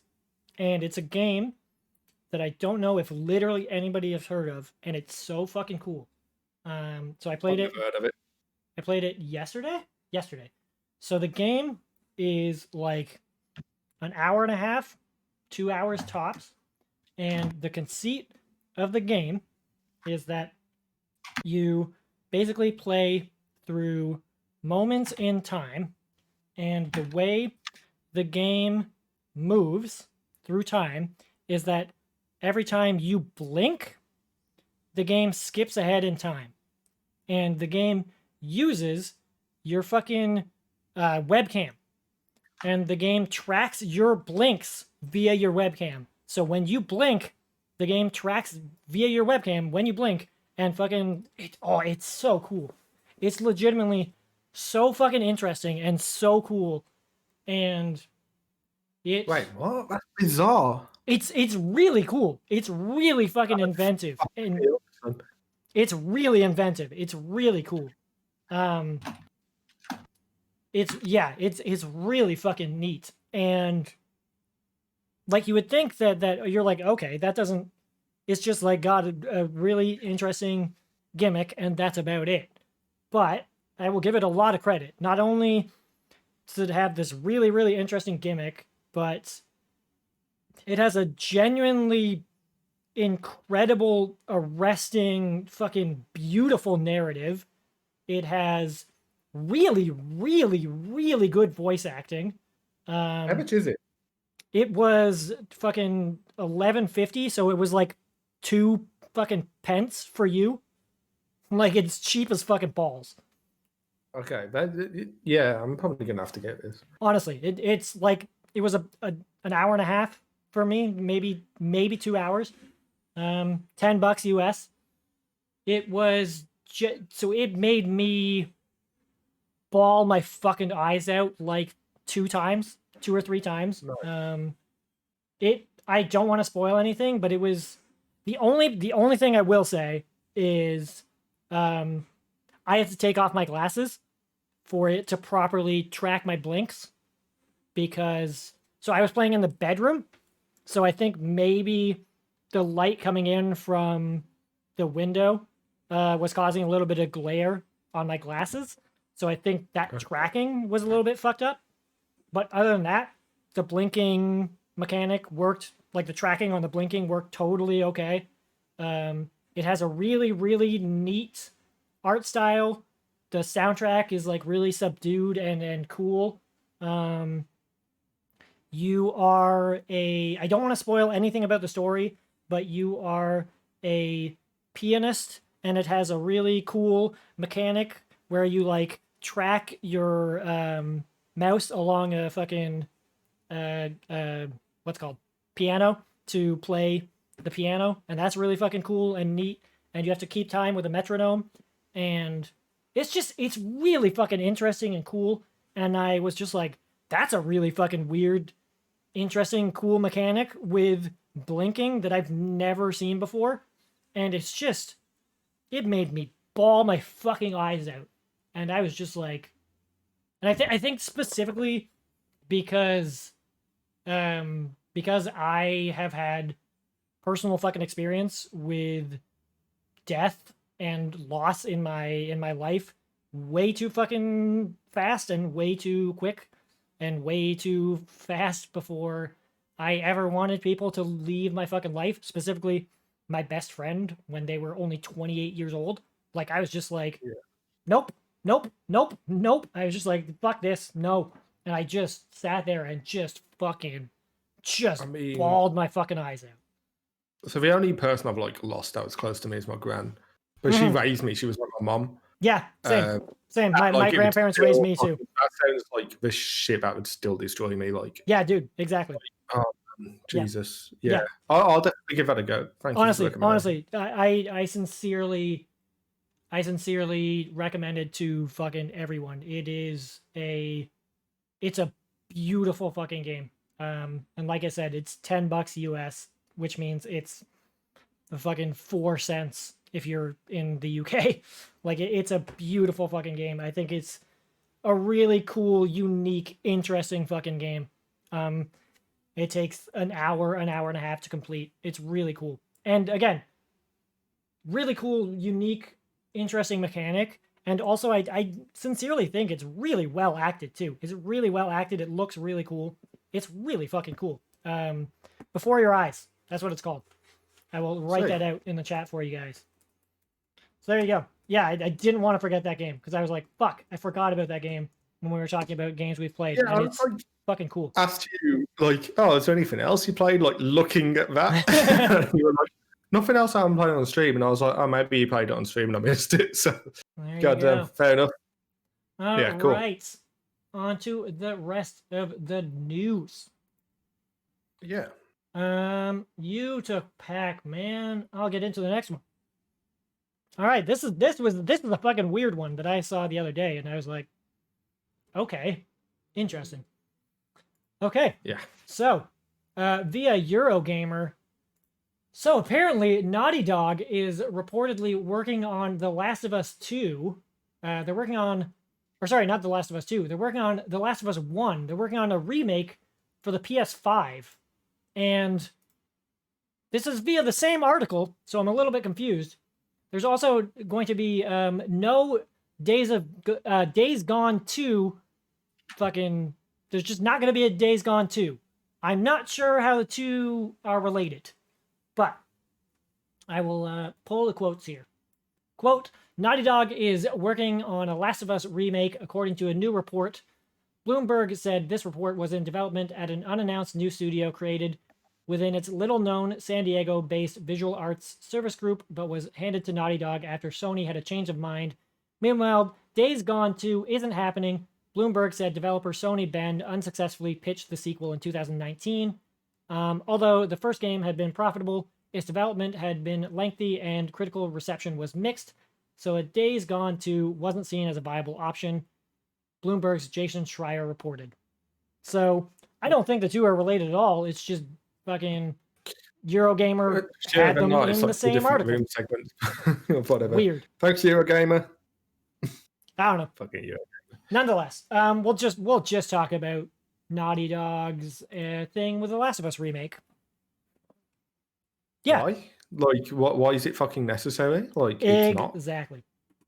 I agree 1000%. I mean, okay, so when they remastered Last of Us on PS4, I got it and I was fucking stoked for it because Last of Us, it's common knowledge, is top 3 game for me all time, probably number 1. I absolutely adore the first Last of Us game. Yep. I love the second one as well, don't get me wrong, but the Last of Us 1 holds a very special place in my heart. Yep. Stoked on it, bought it, played it again, was fantastic. Played it again last year as well, before Last of Us 2 came out. It's also available on PS Now. Yeah, and it was a thing that I was like, okay, well, so they're re-releasing it on PS4. Well, remastering it on PS4 because obviously a lot of Xbox fans were coming over to Sony for the release of PS4. And they would never have experienced The Last of Us if they didn't have a PS3. Yeah, because, you know, the 360 dominated the market for a long period of time in that generation. Obviously, PS3 outsold it in the end, but a lot of people didn't have a Sony console until PS4. Yep. So that kind of makes sense. 1000%. And now Sony are coming out of their best generation other than the PS2 they've had with a PS4, and I think PS4 is like, The Last of Us again. It's like, why? I think PS4 is like the third highest selling console of all time or something. Like, yeah, like if you haven't played The Last of Us and you have a PS5, if you haven't played The Last of Us, because there's no one that has a PS5 that hasn't played The Last of Us. Exactly. If you haven't played The Last of Us at this point, you're not going to play The Last of Us on PS5. You're not. It's completely unnecessary. Right? And here's the other thing too. So The Last of Us exists on PS3, PS4, PS Now, PS5 via the PlayStation fucking Plus thingamabobber. Yeah. The what's called the like PlayStation PlayStation Plus collection. Yeah. Yeah. So you can get it like 4 different ways. You don't also fucking need a remastered like It depends what they add to it. If I have like The- integrated controller, like the adaptive trigger support and all this stuff. The only But way I also, see like, this that's fucking whatever. the only way I see this being justifiable is if this is a free PlayStation Plus game, like what's it called? The Abe's game it is. Soulstorm. Yeah, Soulstorm. Or they have it as a free upgrade for people that already own like the PS4 remaster. Or even people that bought Last of Us 2. That's the only way I can fucking see this being justifiable. If this is a $60 game, that's ridiculous. If this is like what I talked about earlier with the Spider-Man remasters, like fuck off. Because like we don't need it. We don't fucking need it. No. At all. No. It just seems insane. It just seems insane. Yeah. Exactly. And I know we were just like, why Eurogamer, why did you put this in here with Days Gone? I'm kind of sad Days Gone 2 isn't getting a sequel, because apparently Days Gone 2, or Days Gone, the first one, after some patches, was kind of okay. Kind of sucks. It was kind of okay, apparently. I haven't played Days Gone. You should. It's on the PlayStation, what's it called, collection. I plan on playing it eventually. The consensus I got was like, it's okay. It's alright. Yeah, it's alright. It's like they put out a like 60 FPS 4K fucking patch on it, and it was okay. I don't think like anyone was like begging for Days Gone 2. No, I think it could be okay.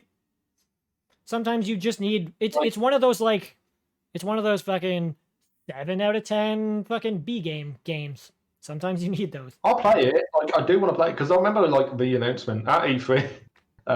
Coincidentally. It being, or maybe it's actually PlayStation State of Play, I'm not sure, but it was. I was like, oh, this kind of looks like a more action-y Last of Us, and that excites me. But like, I never got around to playing it, and then the longer it is out, the more people told me about it. It's just like, so I never bothered. But I mean, I don't think we needed a Days Gone 2, whatever. Yeah, right. No one was begging for it, right? So no. All right, that's enough of that. It's just wholly unnecessary. Yeah. Okay. Do you want to take this one, the Twitch thing? Sure, do it. Speaking of Twitch, wholly unnecessary. Yeah. Oh, the Twitch bit, right? Okay, sorry, that was a segue. My bad. Twitch will now use an investigative partner for off-platform misconduct. On Wednesday, Twitch announced an expansion of its hateful conduct and harassment policy that takes into account behaviour taking place off the platform. A blog post from the company shared that that it is bringing, on a third party investigative partner to support Twitch's internal team with investigations and to help enforce off-platform violations. The new partner is an experienced investigations law firm, whatever, help the company to move forward. Investigate and respond to reports of off-service misconduct, in addition to adding sheer numbers to the team that investigates incident reports. The post also shares that there will a dedicated email address for people to report egregious off-service misconduct. Fucking hell. They really like the term off-service misconduct, don't they? They love it. Blah, blah, blah. Twitch things. Yeah. We'll get to the Category 1. Someone is harassed on Twitch as well as off Twitch. When this happens, we will take into account verifiable off-service behaviors or statements that relate to an incident that took place on Twitch. For example, if we're reviewing a harassment report about an incident that happened live on stream related or continued harassment on Twitter, could be taken into account when reported to us. This is how our current off-service policy works in vast majority of cases and will not change. Category 2, we will now enforce against serious offense that poses a substantial safety risk to the Twitch community, even if these actions occur entirely off Twitch. So essentially what it boils down to is Twitch is essentially saying that they will now use an investigative partner for off-platform misconduct. basically, this doesn't fucking mean anything. Yeah. This doesn't fucking mean anything. Like, we wanted to bring this up.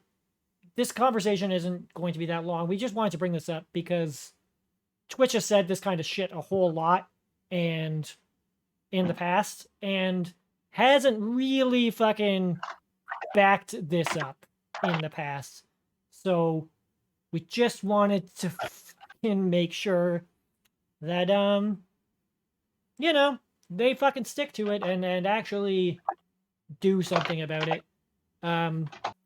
Because there's always a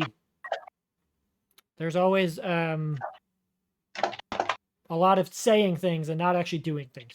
So, you know, it's not even that. It's just like, yeah, it is that, but fucking whatever. Like, it really doesn't affect us because we're not the kind of people to show any kind of misconduct, and I don't think anyone in their community is anyone that is going to have any kind of misconduct. I'm not about to whack my dick out on stream, so yeah, whatever. It's like, just whatever. Yeah. Who knows? Who knows if it's going to do anything?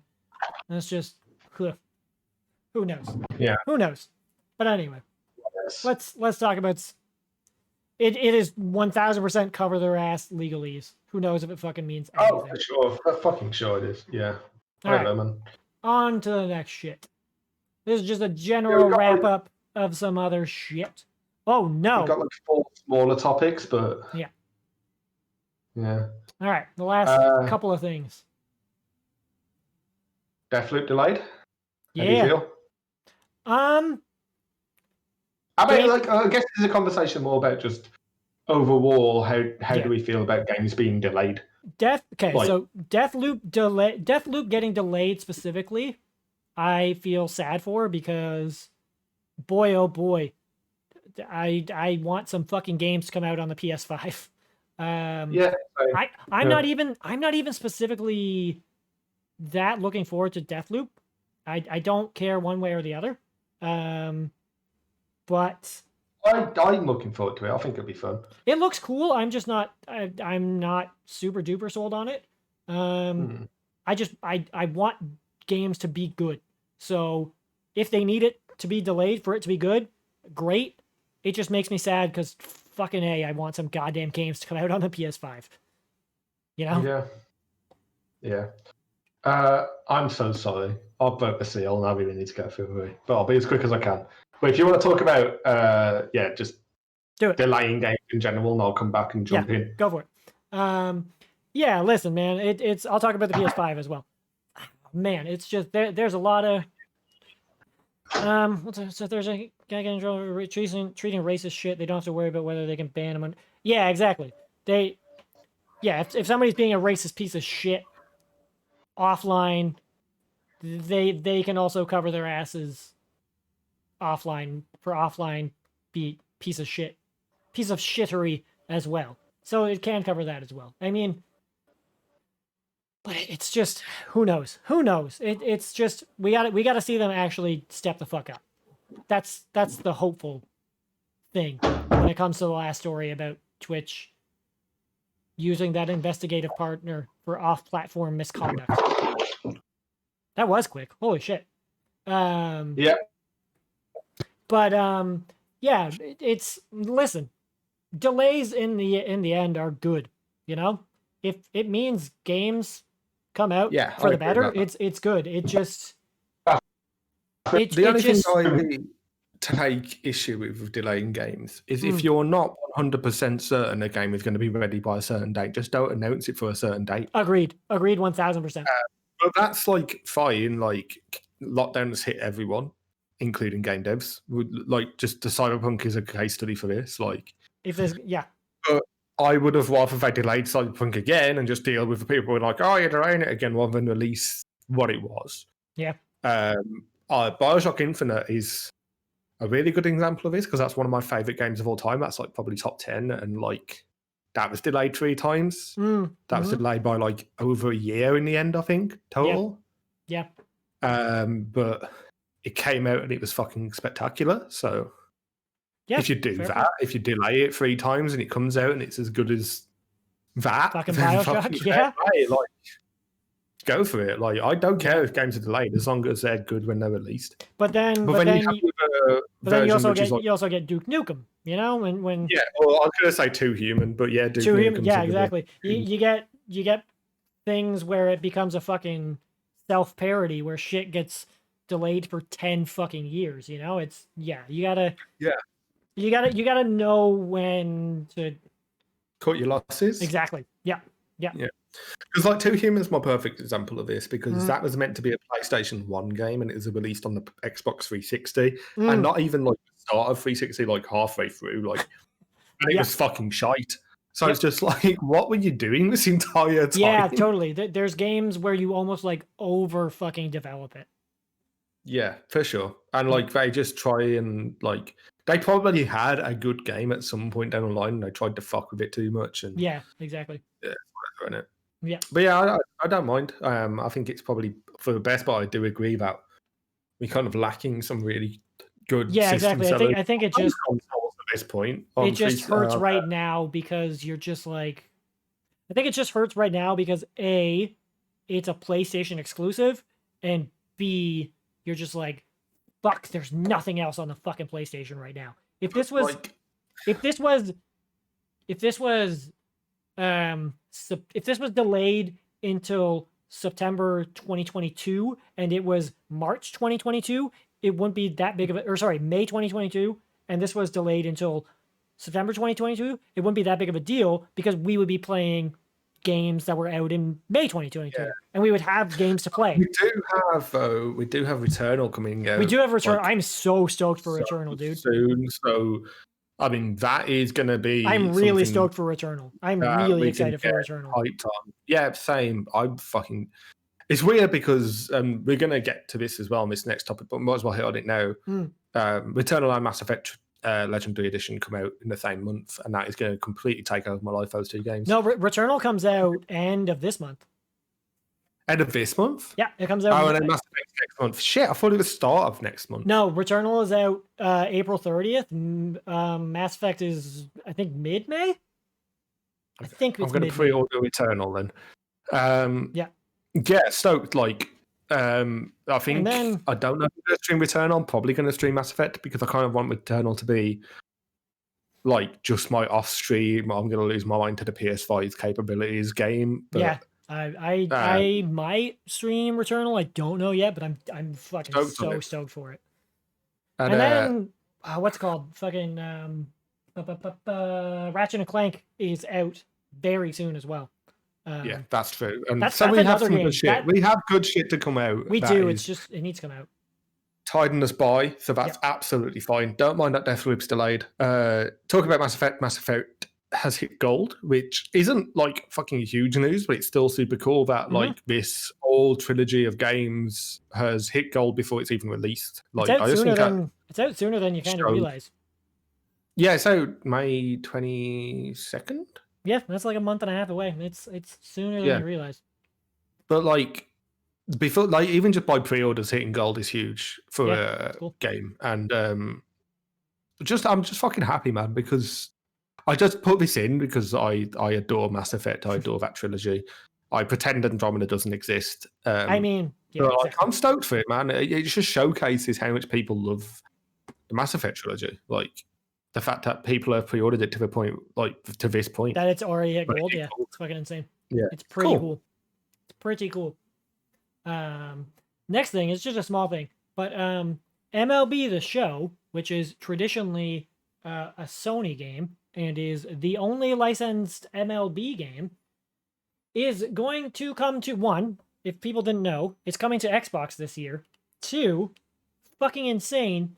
It's going to be free on Xbox Game Pass this year, which is fucking bananas because it's not going to be free on PlayStation, which is I think it's hilarious that like you are losing your mind at this, and I had no idea that MLB was even a PlayStation exclusive. Yeah, so it was free, it was exclusive on PlayStation up until this year, where it was so it's published by Sony and it was made by Sony up until this year when it was coming to Xbox, and then it was announced that it was fucking coming to fucking Xbox Game Pass, and then people were like, "What the fuck? How did this happen?" that is fucking wild. If it was published by Sony before, Yeah, that right. is crazy. So then it was revealed that how it was made exclusive to fucking, or not exclusive, sorry, free on Game Pass, is that the Microsoft version of it is published by Major League Baseball. So it's not published by Sony on Xbox. It's published by fucking the MLB itself. And like, Right. that's fucking insane. It's just like, it's weird. It's nothing but just super fucking weird. It's really weird. And to me, there's no fucking way that next year there's going to be a fucking MLB The Show on PlayStation. There's no way that Sony doesn't just be like, fuck that, dude. Absolutely not. We don't want to put up with this bullshit and just like get rid of it. Because if I were Sony, I'd be like, wait, you telling me that Xbox gets that shit for free and fucking Sony people have to pay for it? Fuck that. Like, no way. Because that's fucked. If I was somebody that cared at all about baseball and I saw fucking Xbox people getting that shit for free, I'd be like, fuck that. It's really weird. It's just weird. That's all. It's just weird. That's all. It's just fucking weird.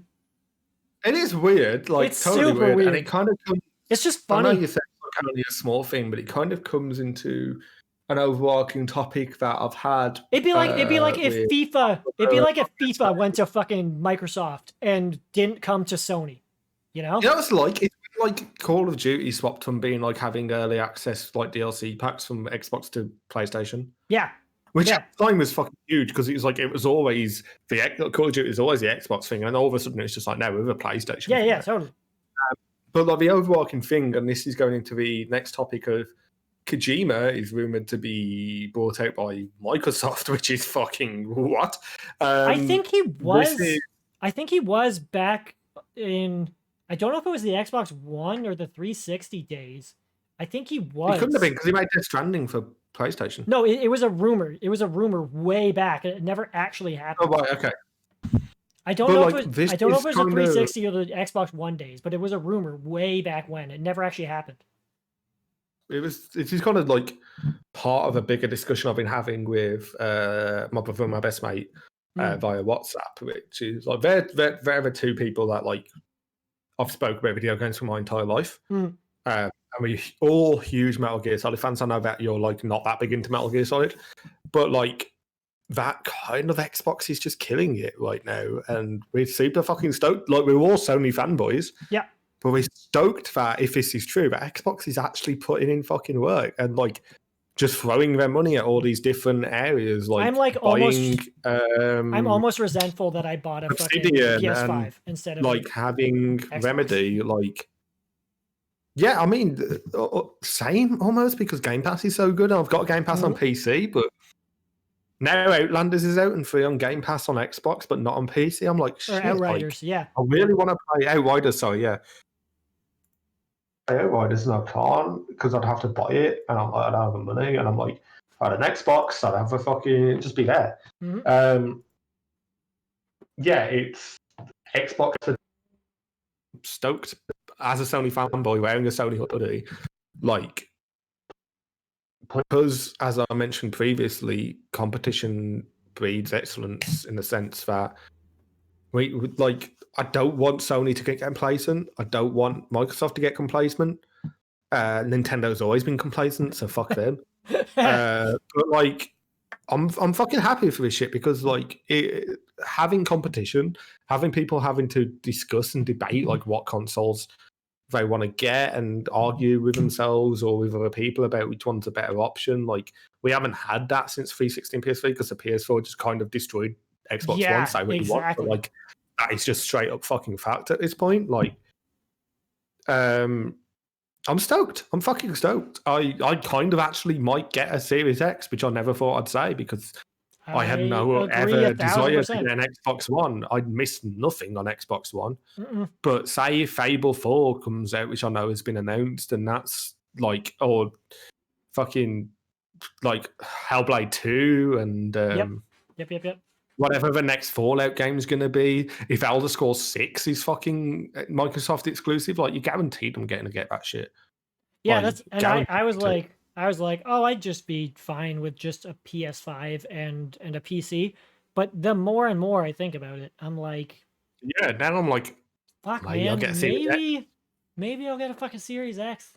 Yeah. And I'm kind of feel dirty about it because I'm such a Sony fanboy. But like, I'm not the Sony fanboy to the point that like I will never buy an Xbox. I bought a 360. Like, I had a Same. 360. I never cared about the Xbox One, but like now I'm like, God, I actually kind of fancy having a Series X Exactly. because of all these games that are coming out. I'm like stoked on. Like, yeah, and if Kojima goes to Xbox, that'll be the fucking nail in the coffin for me, man. and I wouldn't give a shit, but like, if To me though, right, right, that's the thing. That's big.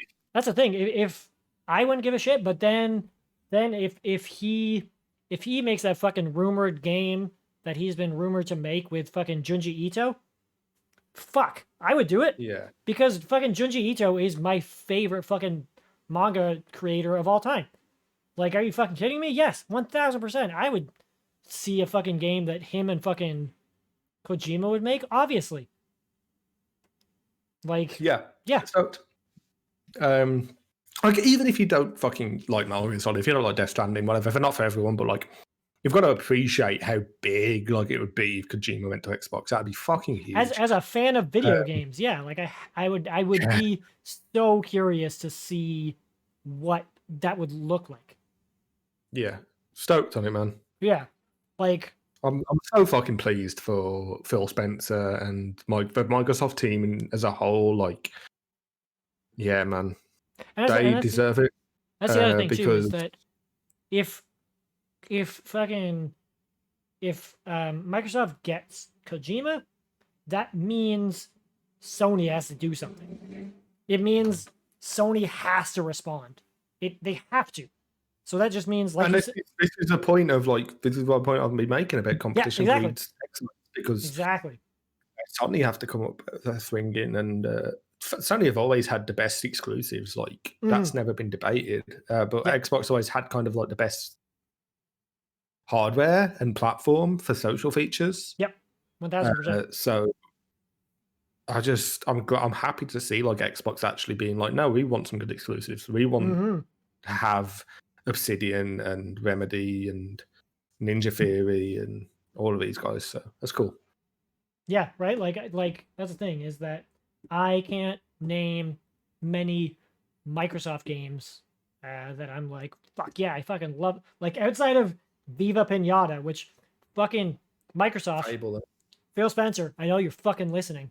Give me goddamn Viva Pinata 3, you fucking Just coward. I don't give a fuck about Fable. No, fuck I Fable. care about Fable. Fuck Fable. Give me fucking Viva Pinata 3, you fucking coward. Holy fuck. I love Viva Pinata so much. I couldn't give a fuck. I played like 10 minutes of the first one. I was like, I love Viva Pinata so much. Will does Pinata all the time. But yeah, but these guys are in the chat saying about like, you know, like whatever the game passes on PC, I get everything on there. But it's like, but then Outriders comes out and that's free on Game Pass, but only on console, and that makes me think down the line how much more common is this going to be a thing? Because also the other thing too is, at least for me, that's giving me FOMO right now, and I hate FOMO. I agree 1000%. The other thing too is that for me, I can't sit here, especially as a streamer, and for how much fucking money I drop on streaming costs. I can't sit here and realistically guarantee that I'm going to be able to like fucking drop $1,500 in the next 2-3 years to be able to buy a fucking PC that can fucking keep up with fucking, like, that's the thing as well. It's like, it's the ease of access. Exactly. Like, once consoles are actually in stock, like, which they're not right now, but let's say in a year and a half, when Xbox Series X's are actually available, I can go drop $500 or $600, I think, let's just say $500, on a fucking Series X that I know will always look fucking incredible for the next 5 fucking years and get an incredible looking fucking console. And it's always going to look incredible. And like, yes, will this $1,200-$1,500 fucking PC look a little bit better? Yes, but I don't have $1,500 fucking dollars right now. I live in fucking. I'm not interested in PC gaming. Like, if you don't fucking care for like CS:GO or League of Legends or like big competitive esports games, and you don't fucking whatever, man. Yeah, like also I live in console. Toronto. You know, like I live in a city in which it is very prohibitively fucking expensive for me to be able to frivolously fucking buy PCs. Like just straight up. Also, honestly, like we also live in a world in which I can't fucking buy a fucking goddamn huge ass goddamn CPU anyway. Yeah. So, you know, like it's. So I am like I'm still my next big investment is going to be a better PC.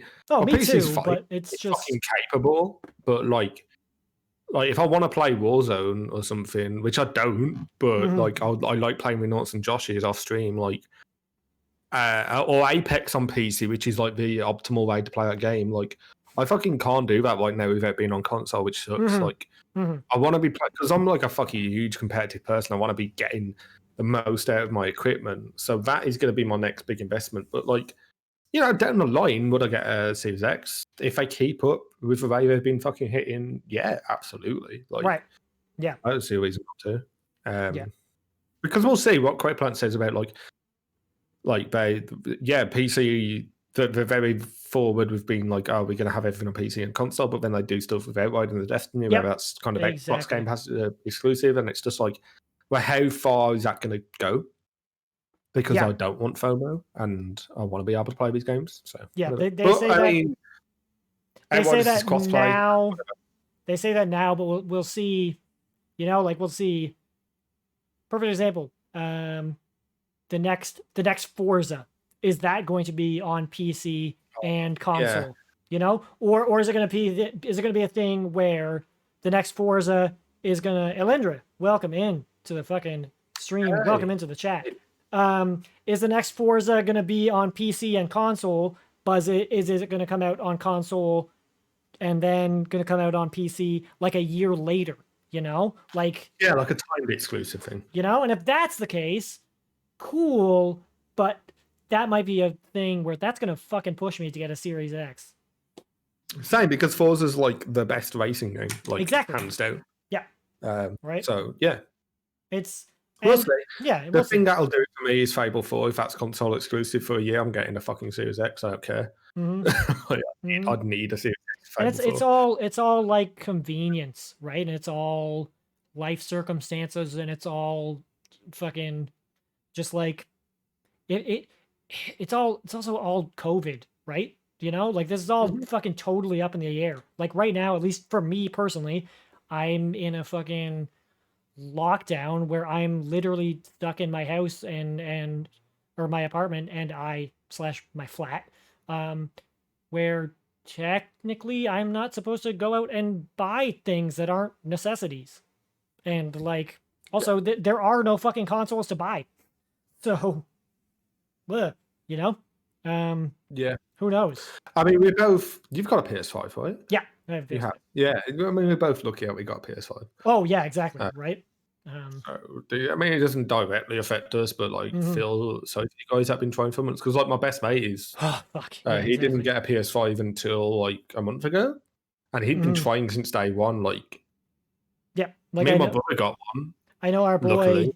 I know our boy Craig Plant in chat. Literally every single fucking stream nearly updates us on fucking trying to get. That's good fucking shit. There you go. I know our fucking boy Craig Plant tries to fucking like basically update us on every fucking time. He's trying to get a fucking PS5 until he finally got one a couple weeks ago.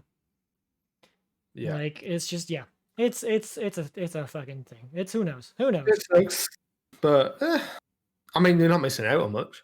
Like, at least right now. It's not exactly. It's just necessary to have one right now. I've had one since day one, and I'm like, Could I've got the same fucking experience with my PS4? Yeah, probably 90% of one. Yep. Right. It's just they're really good. Both honestly, both the Series X and the PS5 are really good PS4s slash Xbox Ones right now. They're going to be incredible next gen consoles in like a year. It's the same as when the PS4 was released, though. Like, that wasn't much of anything for the first couple of years. Yeah. Like, I played, Resogun and Bioshock for the first month. Yeah. Like, Bioshock was, like, not the remastered version, like the original fucking version. Yeah. So, because Killzone Shadowfall was a shit show, so. Whatever. Oh, God, fuck. Yeah, dude. I think that pretty much wraps up. Yeah, that's the news. That Can't think of anything else. Indeed, the fucking news. All right. Well then, shall we get into it? Cool. All right. Well then, let's talk about your fucking. Let's talk about our desert island games. I just want to say, like, PS4 wasn't worth the upgrade until GTA First Person. Yeah, I think that was probably the first thing that came out that was, like, kind of a system seller. I wouldn't even say it was worth it at that point. I'm trying to fucking think of what. Accurate. I can't remember the first PS4 game that was like. I was like, holy shit, this is. It might have been Bloodborne? Yeah, Bloodborne's a good show. Maybe it was Bloodborne for me. Fucking hell, Bloodborne's so good. It's very good. Okay. It might have been. Even then, that was for me because I didn't fucking play Bloodborne until last year. So. Oh, there you go. I legit don't know. I legit don't remember. PS4 has just been fucking great since year 2, but I can't remember why it was so good from year 2. It's not coming to my brain. There was something that came out, and I was like, "Yeah, this is sick," but I can't remember. Oh, I mean, Shadow Second Son was good. Yeah, Second Son was really good. But I loved that game. It was maybe just I don't think it was just like one game that won you over. It was just like a kind of a combination of a consistent release of really good games like Horizon Zero Dawn and Bloodborne and whatever. Right. All right.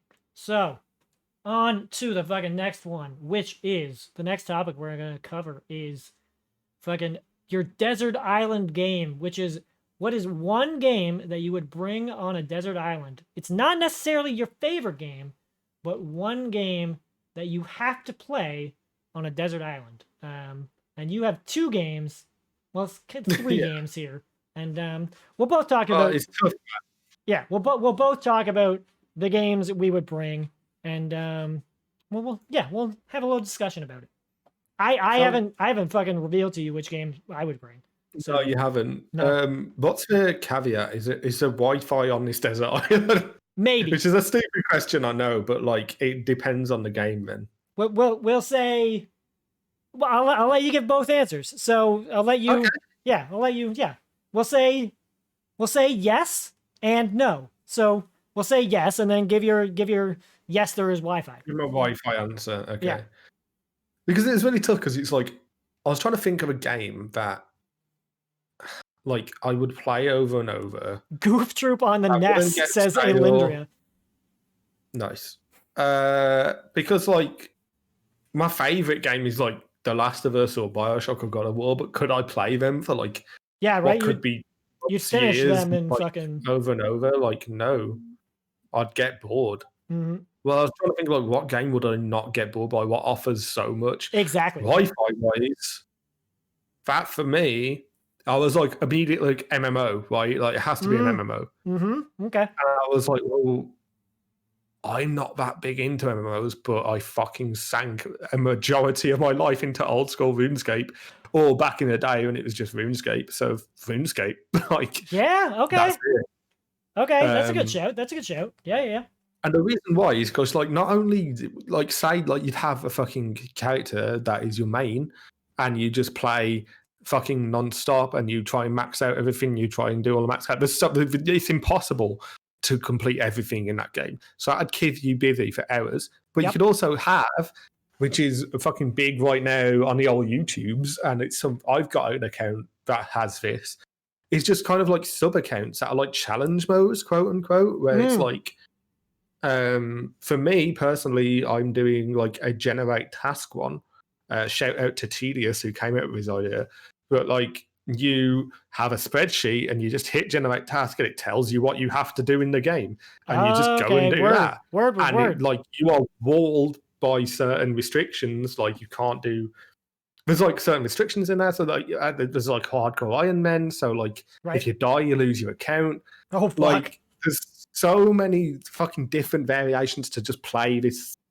What on the surface looks like a simple game, but it's so fucking deep, and it's like I could not ever get bored with that game because I like this. I like this shout a lot. This is a really good choice. It's just like, so if this fucking desert island had internet, 100% RuneScape. There's so much fucking content. Right. This desert island has internet, but not internet access that lets you somehow be able to fucking like talk to somebody. Like, get me off this desert island, exactly. Please. It's only it's specific internet access that has a fucking server for RuneScape, but that's it. That's it. That's all the internet access you get. Yeah.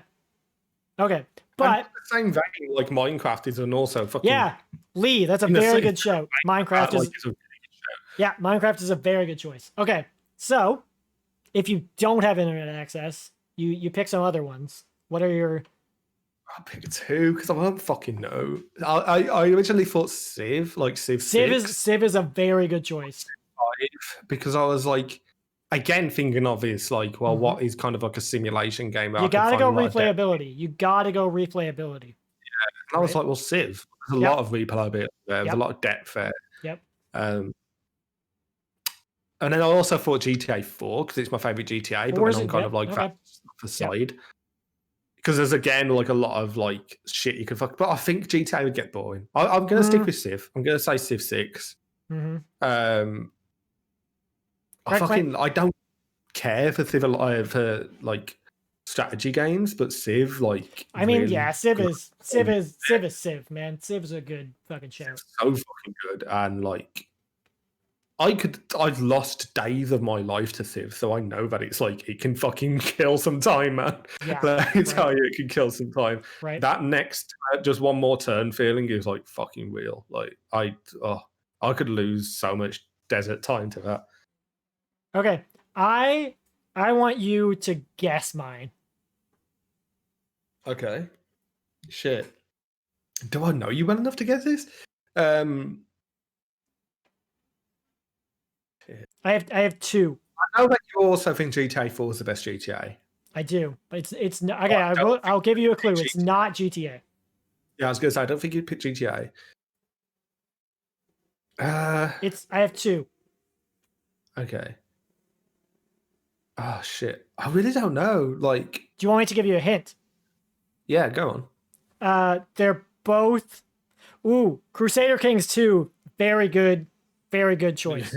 Yeah, that's any kind of simulation game that you into is a good shout. They're like two. Total War being a good one. They're two simulation games. Football Manager. Yes, Football Manager is one of them. Yeah. Football Manager. Yeah, Football Manager and XCOM? Fire Pro. Pardon? Fire Pro. Okay, I was going to say XCOM, but yeah. XCOM is also a very good shout. So Football Manager is an obvious one because Football Manager is... Yeah, it makes sense. Never thought about it. Yeah, Football Manager is, again, very much like RuneScape. Football Manager is another one that you can kind of do the same thing where you can, like, set... Not only is it, like, you can fucking play literally forever. You can fucking just be like, well, I can just fucking play until 3005. Yeah. You can also do shit like be like, I'm gonna set a thing where like I start in fucking tier 10 in England and fucking win the fucking Champions League. I start in like fucking like Norway and like do a journeyman save where I like try to fucking win like the fucking what's called the Champions League again and like switch between leagues. I like start in Thailand and fucking go around the world. I fucking like only Still want to do sign. like a co-stream where Oh, you teach me something. 1000%. That'd be Because so it much sounds fun. like so fucking fun, but like I've tried it so many times. I'm just like, oh, it's so daunting. It's like It's really daunting unless you have somebody who at least has some kind of fucking knowledge of it.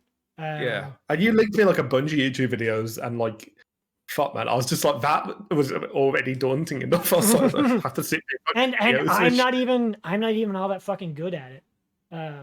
But that's the other thing about it that I love so much is once you fucking like, I think one of the things that I love about it so much is playing it and learning from it and like being bad at it and learning. It's so much fun to just like sit and learn. That's what I love about like League. Like, yeah, fair enough. If I was a game like that you feel like you need to like when you're into and you want to learn more. if I had more patience, that would also be a good shout. If I had internet access, is trying to get good at League, or if I again was more patient, trying to get good at a fighting game, like that would be like fucking true. Yeah. That would be really fun. I know Alan Andrea said WoW as well, and I'm like, that is a similar vein to RuneScape, where it's just like, yeah, totally, just a fucking MMO. Just if you're into an MMO, that's going to be your go-to, isn't it? Like, yeah, that is going to be the go-to desert island game if you have Wi-Fi or internet access.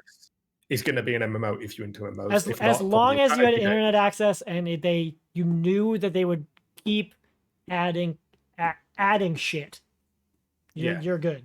So you'd have to pick like RuneScape or WoW or Final Fantasy 14. That's pretty much it. Yeah. That's your three options to me. Even if you don't like MMOs, it's probably wise to just take one of them, just get into it, try. Because exactly. You're going to get most value out of your time for that. Yeah. For sure. But yeah, fucking Football Manager, it's just like there's so much fucking depth to it and there's so many options that you can just fuck around with it that you're just like, well, I could just fucking play forever. And then Fire Pro, it's just there's so much fucking customization.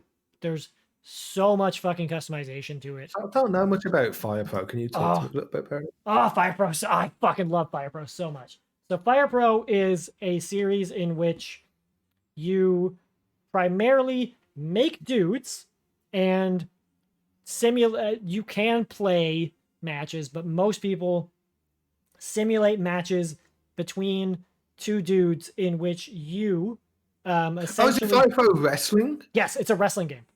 So yes, I've seen you stream this. I saw you stream it with Phil Max on your charity stream. Yeah. So essentially, I know what it is. Yeah, so essentially, but for the people who are in who don't, so essentially what you do is you take two dudes and you simulate a match between them, and what you do is you set everything about your wrestler. So you not only fucking set their moves and everything like you would in like a WWE like 2K game, but you also fucking set like their logic as if you're like setting a fucking computer program. So you would set like, okay, I want them to 25% of the time do like a drop kick.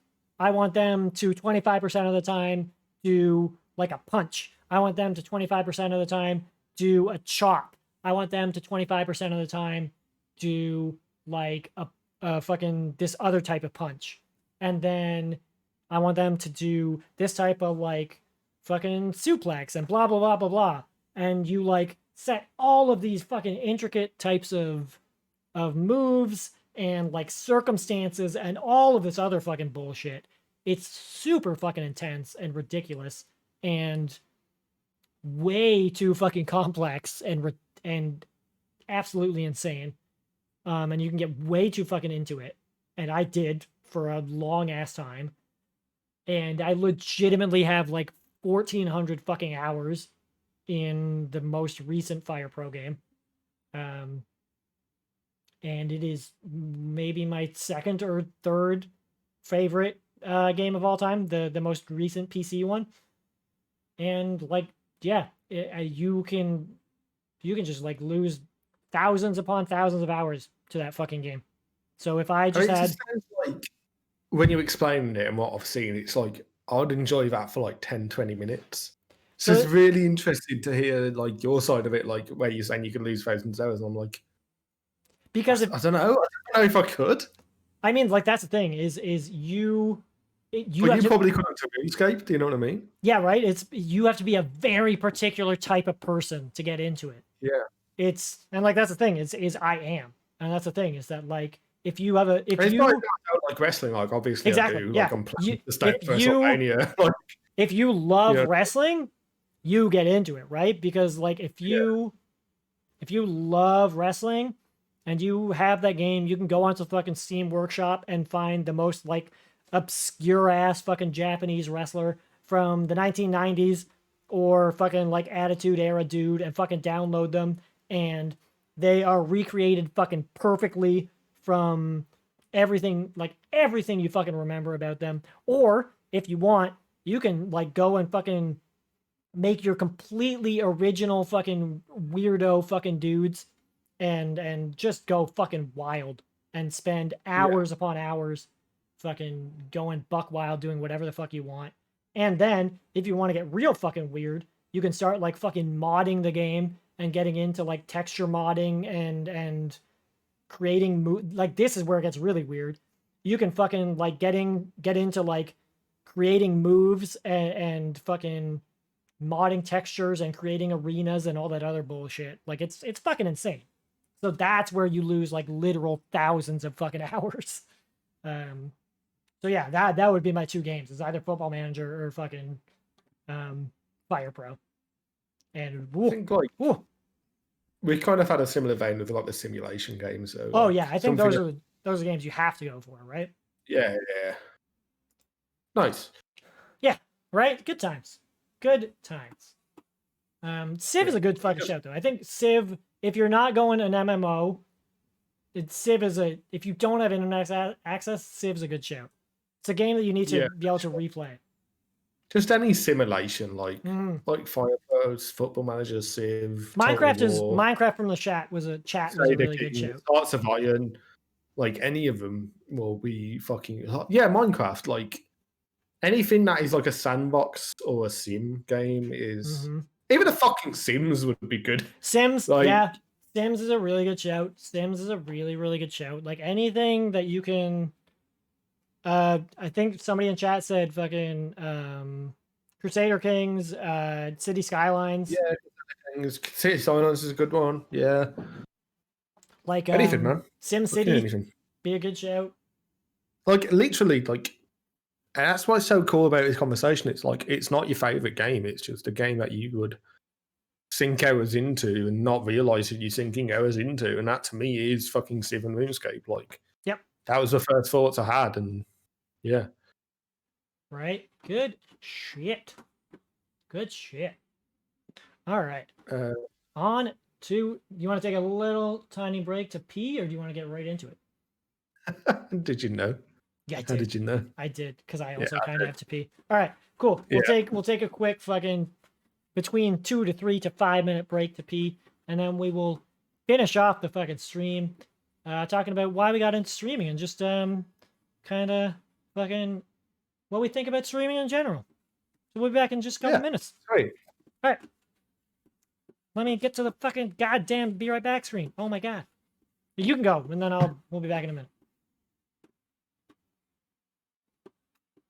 Ah, fucking goddamn. There we go. Okay, yeah, we'll be back in a second, friends, and then we'll wrap up this combo.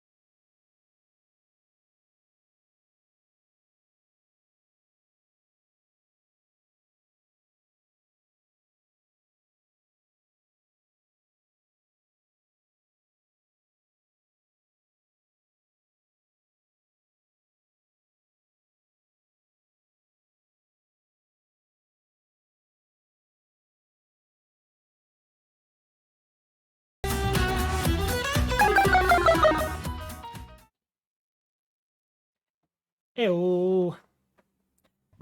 Ew. Ew. How is everyone? How is everyone? I also took the liberty to get some gin. I apologise. Nice. Fuck. It's Saturday, and I'm enjoying my Exact. evening. Welcome back, everyone. Hope everybody is good. I've been having a fucking great time. This has been a wonderful, wonderful fucking stream. I hope Me too, everybody man. I've enjoyed it. Yeah, this has been great. I've been having a fucking wonderful time. Before we get into the fucking, before we get into the last part of the stream, I just want to do a little bit of a fucking plug to remind you all that the next episode is going to be with your buddy, our buddy, everybody's buddy, Danny.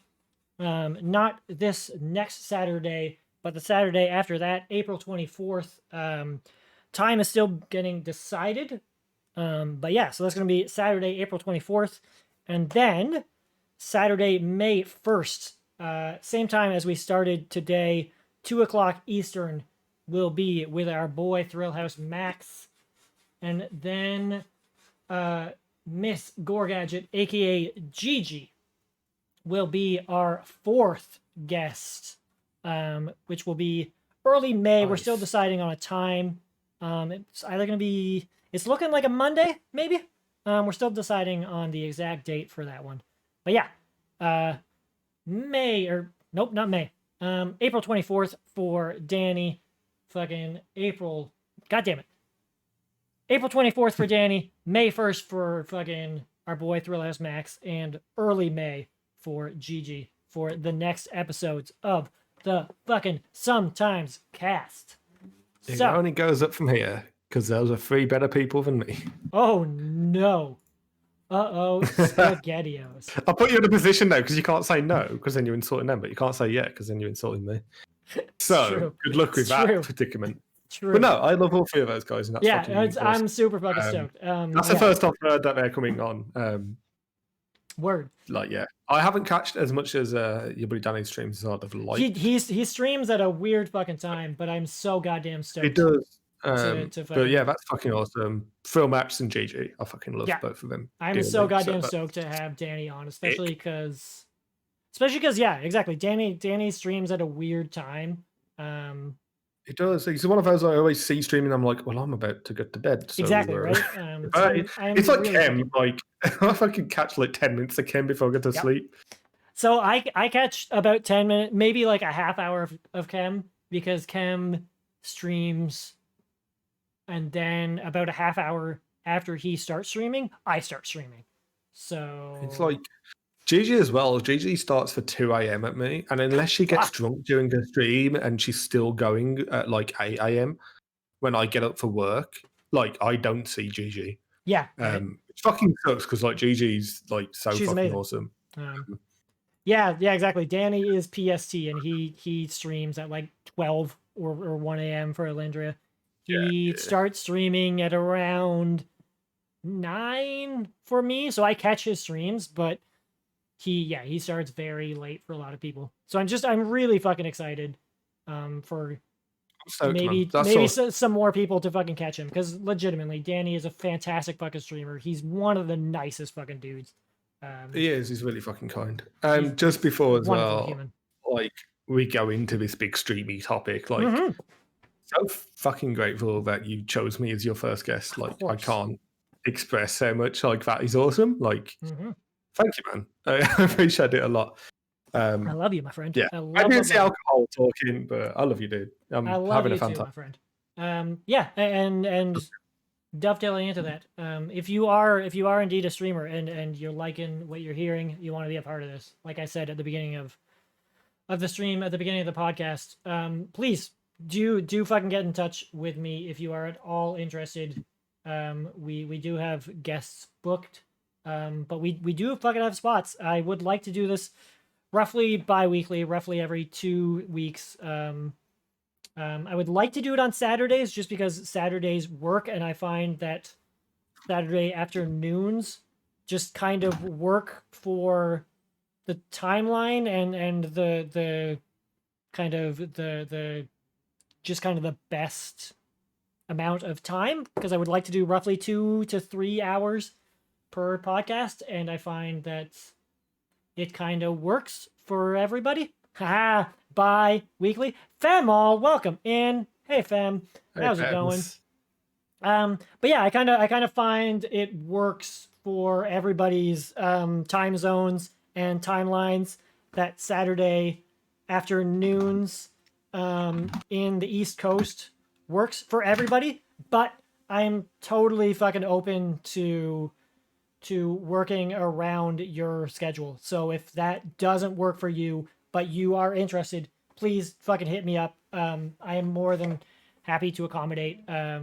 Yeah, hit me up on Discord or fucking Twitter. My Twitter is @FakeWillKemp, and my fucking Discord is, I mean, you fucking probably have me on Discord. But yeah, fucking hit me up if you are at all interested, especially if you are a BIPOC or LGBTQ plus streamer. Hit me fucking up.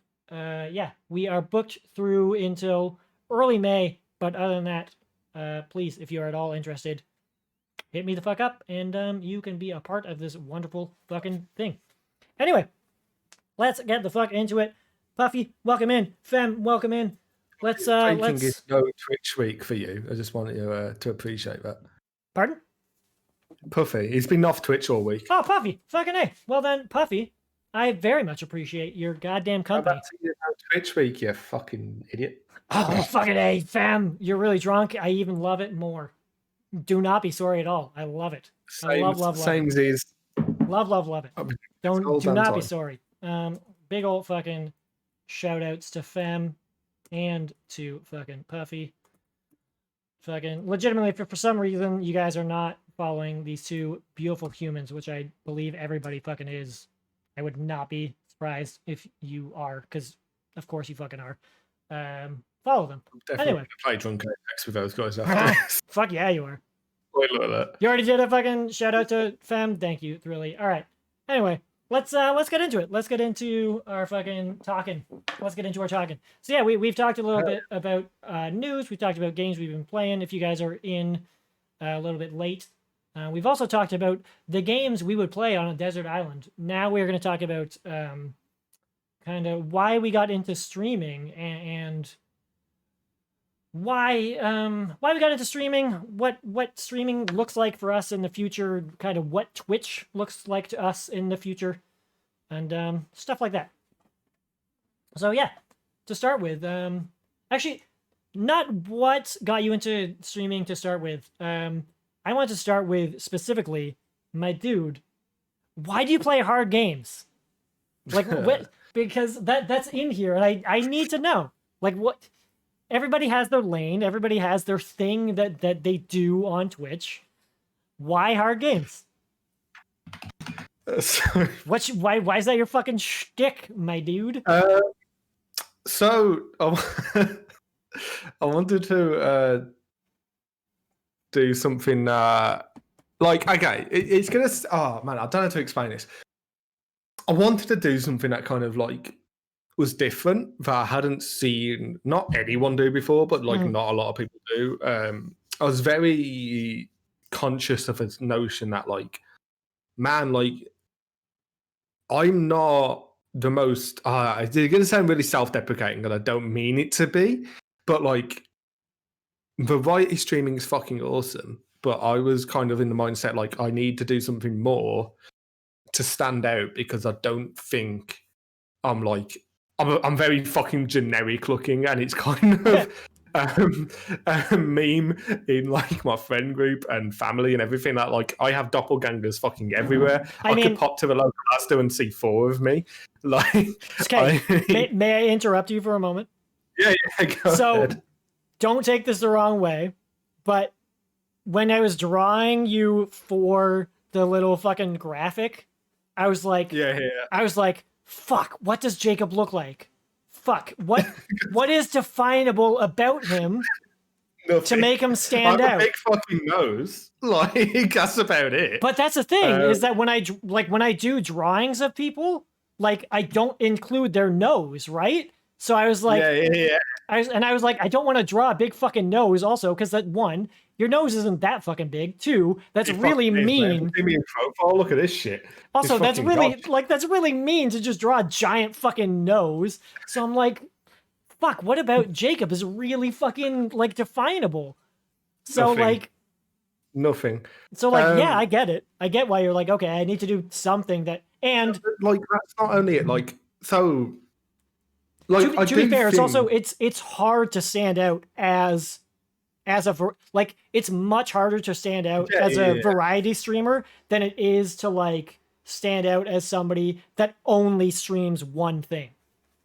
Yeah, like I wanted to find my niche, and I'm not saying that I found it. I'm not saying this is forever, but I wanted to try it, and I did it as like I remember with like a little Discord with a couple of us where it's like just kind of sharing tips and help and just conversationally, like just little streamers being like, what to go on here, and like I said to those guys like, what do you think of this? And everyone was like, just try it and see what happens. And to be fair, like it's been going pretty well, like playing like hard games and games on hard because I mean, so number one, totally. like the other thing is like I've got a drama degree, like I'm a trained actor, I'm a trained performer. I know how to hold an audience, I know how to improvise, I know how to like do all that stuff, but it's kind of different on Twitch because as like you have to have something that brings in the audience first to then retain that audience. And then retain them. Yeah, exactly. So I wanted something that was like, okay, well, what can I do that bring in people first while variety streaming? I'm not saying that in the future I'm never going to stick to it. I don't know what the future holds. No one does, but I'm fucking loving it. And the reason why I started it was because I was like, I don't think it's cocky to say. I think I'm pretty fucking good at games. Yeah, I mean, you are better than me. That's for sure. Thanks. I don't know. I've literally watched you play like Fire Pro and Football Manager Life is Straight. Like you don't play games that are difficult. I deliberately don't play fucking good. Like I deliberately don't play good, or I deliberately play games that don't require skill because I'm fucking bad at them. But like I wouldn't know that. But like I fucking love a challenge. I'm very competitive as a person. I think I'm pretty fucking good at games. Like just in general, like this is like one of a few things I will ever compliment myself on. Is like I can pretty much pick up most games and be like serviceable at them. Right. So I wanted to have something that I was like, yo, if people want to see this game played at a pretty high level, this is a place I could go to. And if it's like a game they love and they want to see someone be annoyed at or challenged at, like has happened, like we got a war, like Cuphead, like fucking Bloodborne, because I'm not flawless as well. Like I can get through them. I'm never going to get stuck on them. That's the thing. But I'm never going to be like so fucking good at them that it's just a breeze. It's a really nice balance. I don't like seeing people be flawless at games. I think that's boring to watch. Yeah, exactly. Right. So it's like, and I do like that. I love speedrunning, for example. Like speedrunning is something I'm generally interested in trying as well in the future. But I think it is like a really nice balance where it's like totally. Can perform adequately this game where you're not just going to see the same shit over and over while I try and be a boss every stream. But it's not. I don't find it so easy that it's a breeze. Like it is that kind of shared frustration. Like fuck, this is really difficult for this man. And then that kind of triumph and I accomplish it, which I felt like the hype that I feel from the chat when I beat a boss that I've been stuck on for like 2 hours, 3 hours. Totally, I agree. Yeah, I see that. And that's kind of why. And for the foreseeable future, I kind of see myself doing this for at least the next month, 3 months, 6 months, whatever it is. But that's why I love a challenge, and I think it brings it. Run it into the fucking ground until you get bored of it, or fucking chat gets bored of it, right? Yeah, we'll see. We'll see what the future holds. I don't know because that was never my. Do you want to know how I started streaming? Actually, I mean, because yeah, that was kind of that's the literally topic. one of the questions I was going to ask. So my streaming journey's been fucking weird, and I'm very hesitant to just like be talking about myself. But I guess you're going to be doing this podcast for a while, so you can talk about. This might be the first time you talk about how you started, but I'm sure you'll hit on it throughout other people's conversations as well. But for me, how I started, this is kind of a heavy topic, so I apologize to anyone. No, please. That's here. We're here for the heavy shit. Believe me, it's gonna come up with me too. So.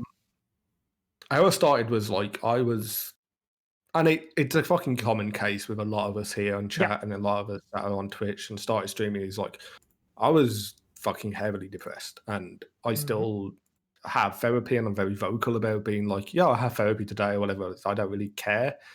But like I've never been that kind of person that has felt like I've been stuck with like depression or anxiety. Like I've always been very optimistic, very fucking positive, like love everyone, love myself, love everything. Like that's kind of, which is weird to say because like people that know me, like I'm quite like an aggy little fucker, like a Rottweiler.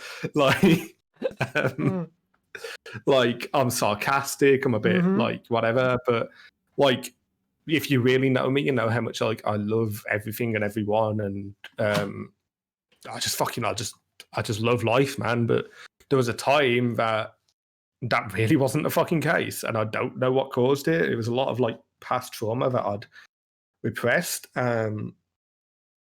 Not to get too much into that, but I've always fucking always wanted to Twitch, to live stream, to YouTube, to entertain.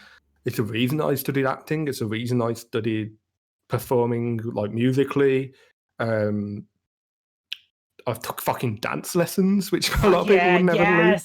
Yes, amazing. Shit like that. Like I've always loved entertaining and being an entertainer, and I've been part of like a viewer on Twitch for because I was gonna say you've been on Twitch for well before you started actually streaming. Yeah, and this is my second account as well, so it's even before this. I think this account was like 2014, but I want to say like when Twitch like. So you were on you were on Twitch like Justin TV days before it was even fucking Twitch. Yeah, pretty much. Yeah, and YouTube as well. I've always been interested in. And I actually started Twitch purely as a means to store VODs for YouTube. I was always going to be a YouTuber. Okay. And I was always I had this idea of, it was called backlog gaming, and I would go through my entire backlog, right, A to Z. Oh fuck! Wow. And that was it. And I did it. I did 1.5 games, and I fell in love with streaming. I did. Fair enough. 11 Memories Retold, which is fucking amazing, by the way. It's got Elijah Wood in it, which is cool as fuck. Wait, what? What it's system like a is that for? One game, and it's like hand drawn, and it's really fucking cool. 11. Elijah Memories Retold, super fucking cool. It's very short. I did it in one stream, and I literally did that to like just one person. That was my best mate, Josh. And then I posted on Facebook that I started streaming, and then I did Alan Wake, and then a few people showed up, like friends from real life, I guess. Right. And then after that stream, I was like, this is what I want to do. Like, I love streaming. I love having a live audience to react to. And so I kind of sacked off YouTube, started streaming instead, started playing a shit ton of Hearthstone on stream. I played Teamfight Tactics a lot. I played a lot of Among Us, a lot of Phasmophobia. And then I fell into the Oliver community. Yeah, so that's where I first... community, because that's the first person out of his community that I met. And that's because my best mate texted me, like, I'm watching this cool guy play through the Metal Gear Solid franchise, and you should like watch that because you love Metal Gear Solid. And I was like, yeah, sounds cool. And then like here I am with you on a podcast talking about and yeah, That's how I started streaming. my first exposure to you was fucking hearing you called fucking somebody a bint, fucking playing through fucking Phasmophobia with Oliver. Yeah. I think that was a lot of people's first experience of I JacobHail. think Was that so. Legit. Oliver's Halloween stream, and it was me, Phil, House X, and Malcolm. And- No, Malcolm Fem also, but Malcolm was there. Fem, fucking Fem dying, and you calling what's her face a fucking bint. I called Nancy a bin. Yeah, it was Nancy, I said that Femmel died, and I called her a fuck. doormat. I think a lot of people from that point was like, you know, this guy's all right. Because I called them a doormat and Nancy a bin. It's pretty good. Pretty good. It's fucking hilarious to look back on. Because now Fem's like one of my best fucking friends on Twitch. And pretty I adore good. her, and I'm gonna play games with her after this. Pretty good, right? Yeah, now you're gonna play fucking. You're gonna go play fucking. Yeah, it's wild to think like how far I've come from fucking, calling her a fucking doormat.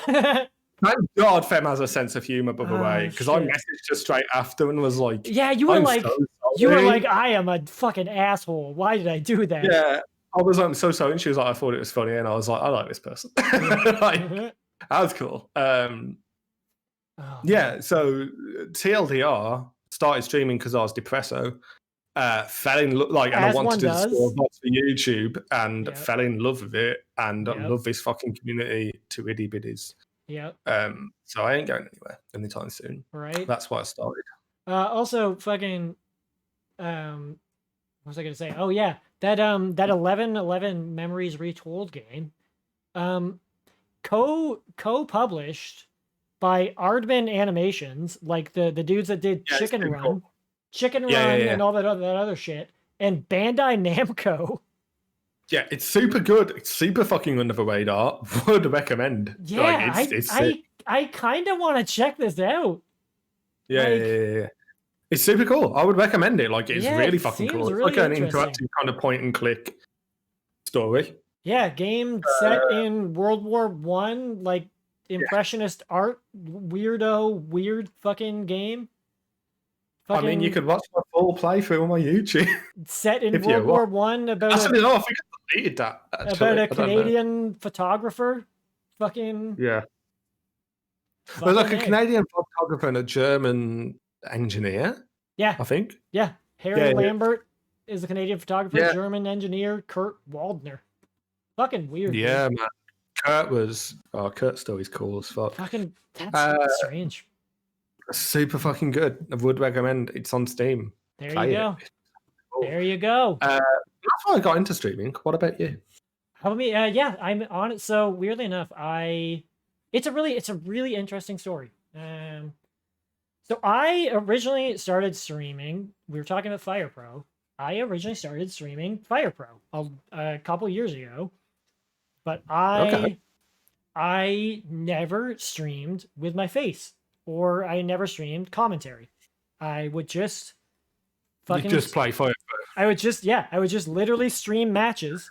And essentially, I would just fucking... Like, basically, I ran an E-Fed. Because I was a fucking nerd. And an E-Fed, if you don't know what that is, it's like a fucking... It's a fucking, like, a promotion. It's a wrestling league.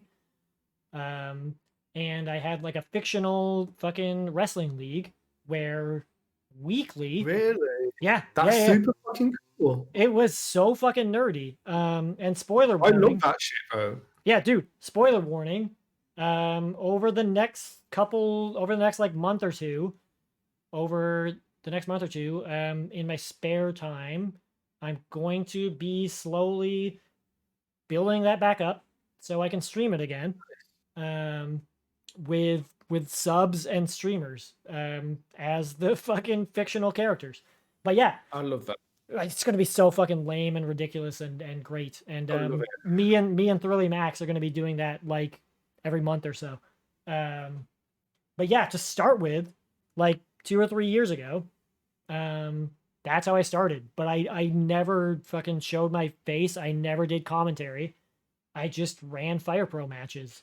And eventually I got just like burned the fuck out because I was just like, this is a lot, and I didn't enjoy doing it anymore. So then I just stopped, and Yeah. just like you, I was in Oliver's community, and I saw him, and I was like, why the fuck aren't I like? Why aren't I just doing this? Like, why not? And it was very much the same thing of I came from a comedy background. I came from an acting background. I came from an entertainment background, and like knew that I liked doing this, Yeah. and was like, right. I also fucking have like clinical depression, BPD, bipolar disorder, and very much am like, boy oh boy, I'm lonely and fucking sad all the fucking time. Um, you know what I could use is some fucking company, and So, how much has streaming helped you with that? oh my god, so fucking much, dude, so much. Like I would not class myself as clinically depressed or anymore. I'd say I'm still riddled with anxiety, Mhm, mhm, uh, but in terms of depression, I'm back to my old self, and I mhm. think like 90% of that is because of streaming. Like Oh my god, yeah. therapy as well. Like if you are struggling and you don't have a therapist, get a fucking therapist. Yeah, I Uh, can I can say like 1000% anybody that is listening right now, therapy therapy saves your fucking life. Go to a fucking yes, therapist. Uh, but yeah, yeah, like the streaming is a fucking godsend. it really is. Like and like I've said this before, like there's a point where it's like, oh, I don't care how many viewers I have. Like obviously a little bit of you cares, Yeah, like but as long as like I've got like a couple of people in chat that are having a good time, like that's all I could fucking hope for, yeah, man. dude, Like, I totally get fucking imposter syndrome all the fucking time. Um, yeah, oh man, that's so especially fucking true. because the way, and I don't think I've talked about this all that much. But especially the way BPD and bipolar disorder work, um, I'm a bit more susceptible to imposter syndrome than I think most people are, just because like essentially my brain is like way more black and white than most people's. Um, so my brain just kind of goes, well, like it's this. It's just like my brain just basically goes, well, people fucking hate you, dude. Like they just fucking hate you. It's not like my brain doesn't go, oh, um, maybe people just like have shit to do, or maybe people just are Right. like, Yeah. maybe people are just like, maybe, or it's best way I can put it is my brain doesn't go, maybe people have shit to do, maybe people are streaming, maybe people just don't feel like being on Twitch tonight, It's maybe always the other way around, right? Like you always think of a worst case scenario, like they just exactly. rather not be here, or like they don't want to be here. Before then, you start going to think, no, wait, they just are, like in Puffy's case, having an off Twitch week, or Yeah. they're at work, or they're having a fucking nap, or they're spending time with loved ones, like whatever, Exactly. man. Yeah. Like Yeah. So like, it's always a reverse way round. It's yeah. hard So to. BPD and bipolar brain go go um So I don't have bipolar, but I have like anxiety, and I have yeah. the same. So and it's those are very all like linked, Yeah, and your brain goes oh, this person, like your brain one takes it very personally, and then your brain two goes, therefore this person fucking hates you, therefore you're a yeah. ginormous piece of fucking shit, and like, it all fucks with your fucking head. So it's fun. I It's mean, fucking great. Um, it's fucking it's yeah, awful, it's but yeah. it's the best. I know But you mean sarcastic, just to be clear. But yeah, it's I'm fucking. being 1000% fucking sarcastic. I don't want to be like, no, wrong, it's shit. It's Yeah. it's Um, trash. I mean, but like, I feel like even if you don't have like a mental disorder, Mm, Like these are kind of common thoughts Oh to yeah, have. I think I've talked to a lot of, and like this is why I also, this is why I also want to talk about this stuff, and this is why I want to have these discussions with streamers. Is and this, I don't think this is exclusive to somebody with bipolar. I think that and BPD. I think this is I guess this is. it's harder for you. But this is Speaking very much of that, it's a common kind of this thing is that very much a streamer brain thing, just as much as it is a BPD and bipolar thing. Like, yeah. Because like that's just kind of the way that I think streamer brain people who stream, I think that's just like we have a thing in our brains. Like, I think our brains are just kind of wired this way, that we, not necessarily that we seek validation through others, but like in a way, not in a way you do, but you don't seek validation. You don't seek validation, but in a way you, how do I put this? I can't I think I know what you're trying to say, and it's Yeah. like you don't want to sound like a dickhead, but you're right. Yeah. Like we fucking do. Like that's the reason we stream. If we're not looking, like it's like saying we're attention seekers, but not attention seeking. We fucking want to entertain, right? Exactly. That's the whole point. That's a good way of putting it. And it's like, a big if there's reason, no one there that we're entertaining, we feel like we're a failure. A big reason as to why I do this, and a big reason as to why it can feel so hurtful when sometimes a stream feels off, or when like a stream feels dead, or when like there's a lull, is because I get so much enjoyment out of feeling like I am entertaining. Because that's something I genuinely feel like I am good at. And that is something that I genuinely feel like, and I mean, like, yeah, we've talked about it. So like, yeah, let's get real, man. Like, there's not much that I feel like I am good at. And I have always felt like that is something I am genuinely really good at. And that is something that I've always felt that there's not much that people have told me I'm good at other than that. So when it feels like that one thing that I feel like I have felt validation for is taken away from me, even if it's not deliberetly, like it feels weird, and it feels hurtful even if it's not deliberate. So when chat is not engaged, or when viewership isn't there, it's like, oh fuck, this is alienating. This hurts. It's weird. Yeah. Yeah. It's a heavy topic, and I feel like it kind of needs to be, because I know that a lot of people in the chat right now are. Yeah, most of the chat is fucking streamers, right?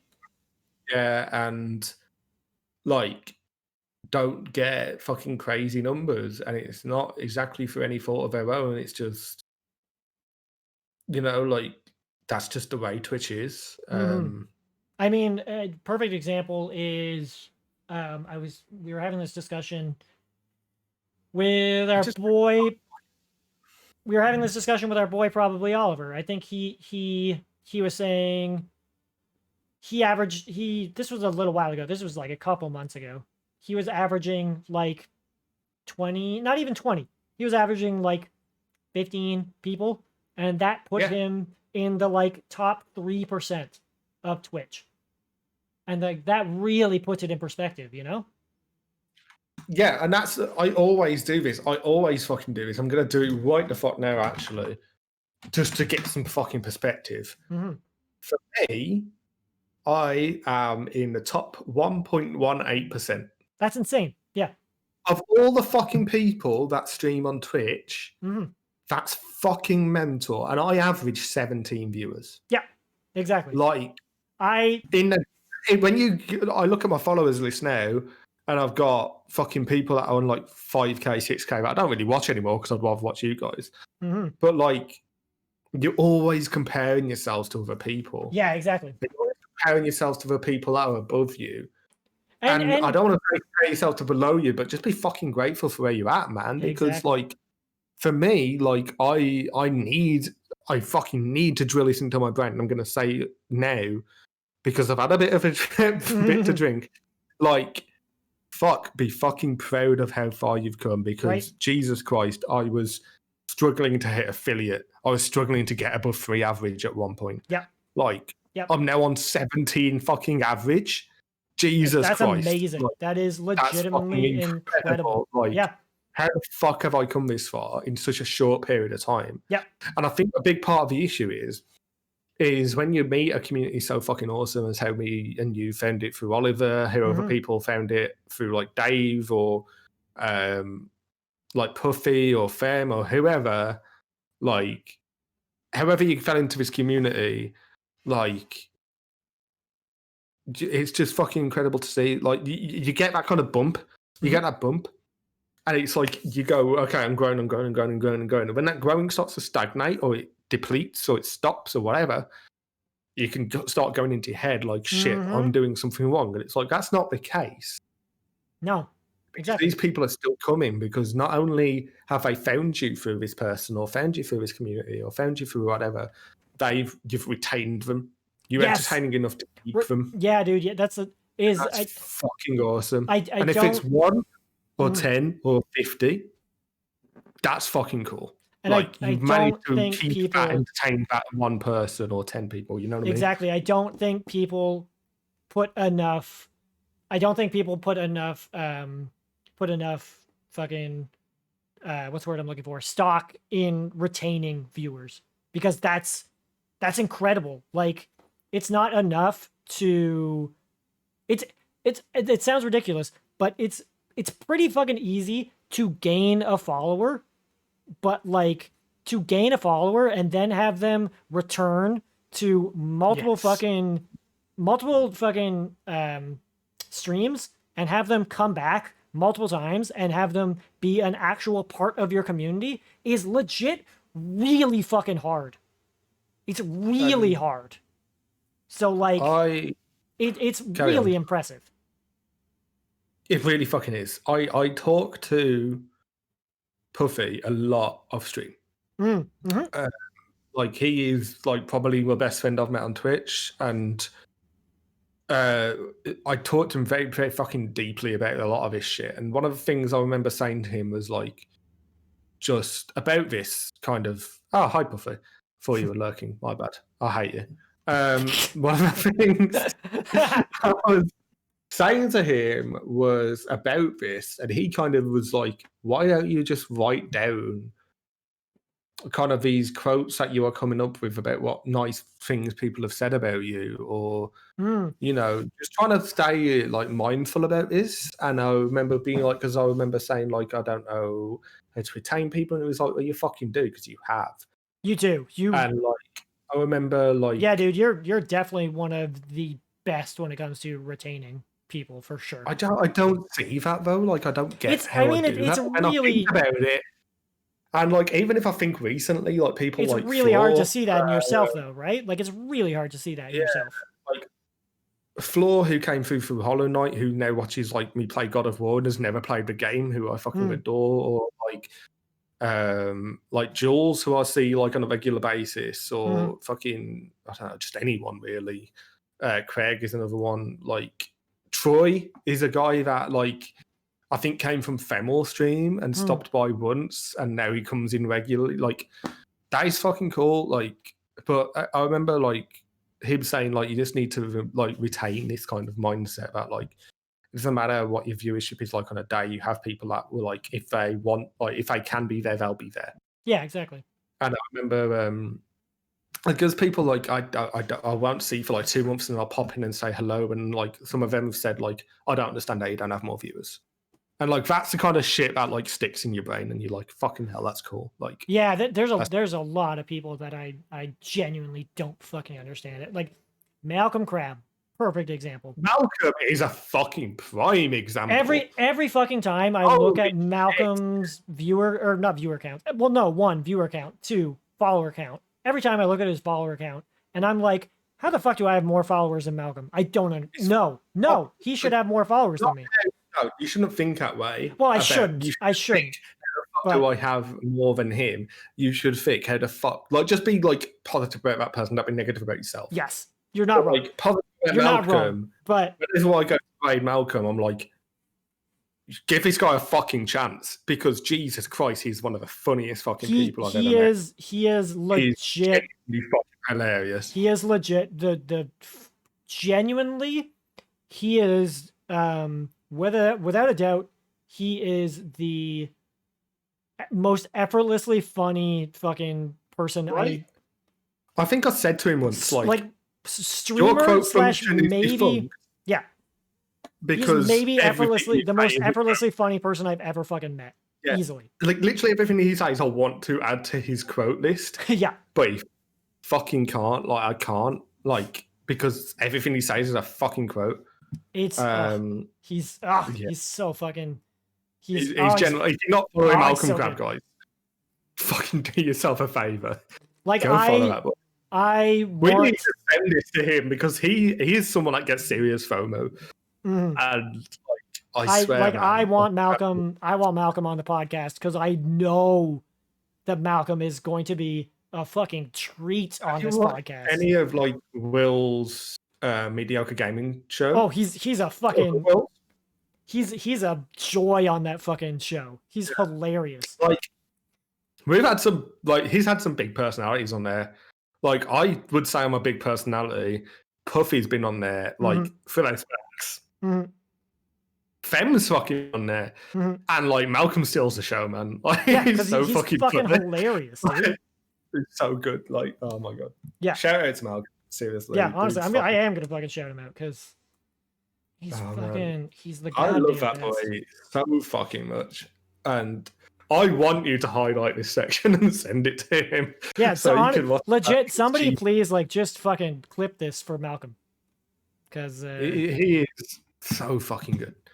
And like I think he's one of those people that doesn't realize he genuinely is so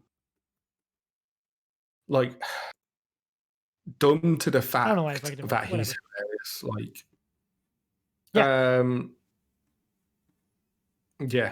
Phil Max is another one that I think has come a long way. He's super fucking entertaining and incredible and humble and wonderful, and I'm just like, Jesus, fuck, how do you not have? He's doing really well for himself now, though. But he is. I love all you guys, seriously. And yeah, that's the thing is what were we talking about? I don't know. I'm just kind of drunkenly rambling. We're rambling. That's fine. I think the thing is it can get really easy to. It can get really easy to get in your own fucking head about viewership. Who are we talking about? We're talking about ourselves. We're talking about Malcolm. Are we talking about too? What are we talking about too? I love you, fans. It can get really easy to get in your own fucking head about viewership. I think it get really easy to get in your own head about worrying about numbers. I think you get really easy to get in your own head about worrying about we're talking about retaining, and I think that's the thing is that you're so fucking good at retaining viewers, my dude. You really are. I literally don't fucking see that. But it's so easy to not see. It's so easy to not see your own improvements, right? It's so fucking easy to not see your own improvements. I think who said it? Oh fuck, it was Paul. This legit, this helped me so fucking much. It was a couple weeks ago. Seeing this tweet from FNH Paul, it blew my fucking mind. Oh, the viewership thing where he was don't compare yourself to others. Yeah. So Yeah.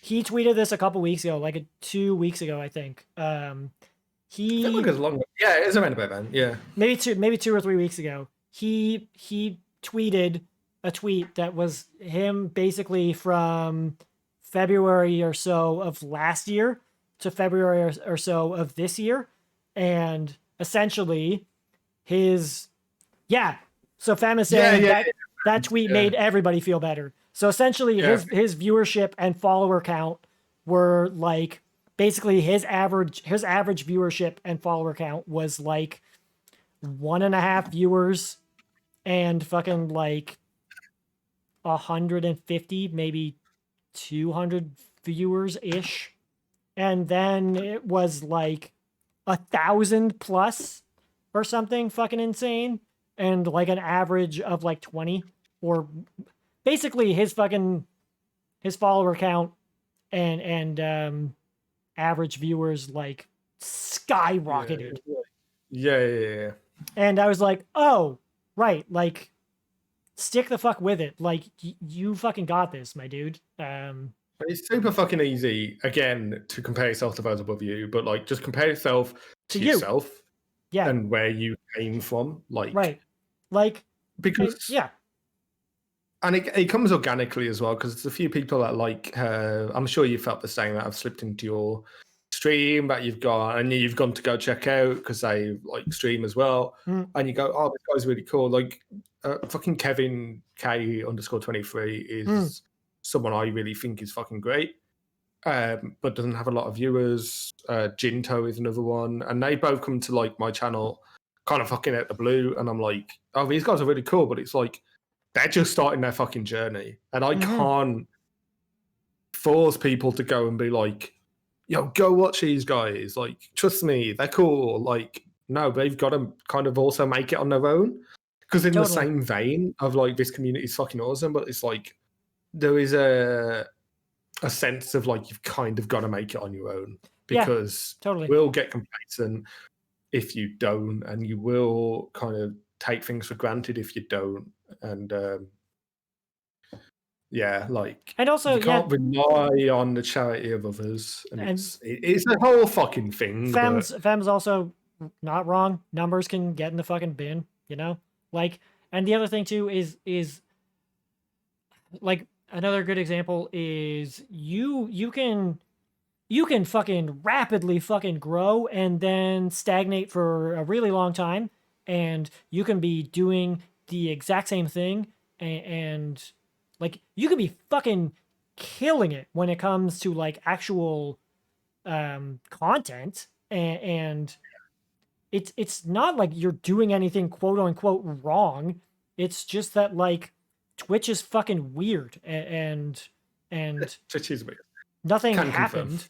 Like you can be absolutely fucking murdering it, and you can just fucking absolutely be killing it and get a huge fucking spike in fucking followers, and then stagnate for a little while, and then start killing it again and fucking oops, sorry, I hit the mic. And then fucking start killing it again. I was stuck on like 380 for like a month. Right, exactly. And like in 1 or 2 streams, I was all of a sudden 400, and now I'm on like 450, and I have no idea where that fucking came from, because it feels like yesterday I hit 400. Yeah. Like shit, you hit fucking peaks, you hit lows. You hit valleys. Yeah, exactly. Like you can fucking randomly lose 10 fucking followers, and you're just like, what happened? I don't fucking know.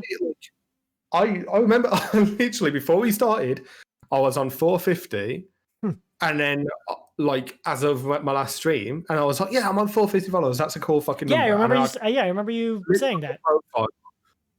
Like just before we started, I was on 448, and I was like, what are those 2 fucking bastards that unfollowed? I'm gonna have you. I'm gonna chase you down. But I'm like, whatever. Maybe they just never fucking watched me, and that's fine. Or maybe they did and just didn't fucking like me, and that's also fine. Yeah, or just like deleted their fucking Twitch. Who knows? It's gonna fucking be everyone's cup of tea. Yeah. And that goes for in this community as well. Like, the same people that may find you entertaining may not find me entertaining. Totally. People that may find, like, for example, again, like I fucking like Puffy and Fem are like my 2 best friends I made on this fucking platform. but we are so fucking vastly different that the people that find Fame or Puffy entertaining probably aren't going to find me entertaining. Yeah, exactly. And like that and me are in this community together, and a big part of this community. We are the fucking most polar opposite of people you could ever compare. Like, and that is kind of a meme now, where if one of us talks about the other one, we go, if you want someone that is completely the opposite of me, go follow that person. Yeah. Because that is fucking the case. Like, you're not going to find everyone entertaining. Like, it's fucking stupid. I know you find me wildly entertaining, and that's because I'm a fucking moron, Femel, and I love you for it. But not everyone is, because I'm also a dickhead. Right? Not everyone likes gyrating to call on me while playing the kazoo. Just spoiler alert. Which is horseshit.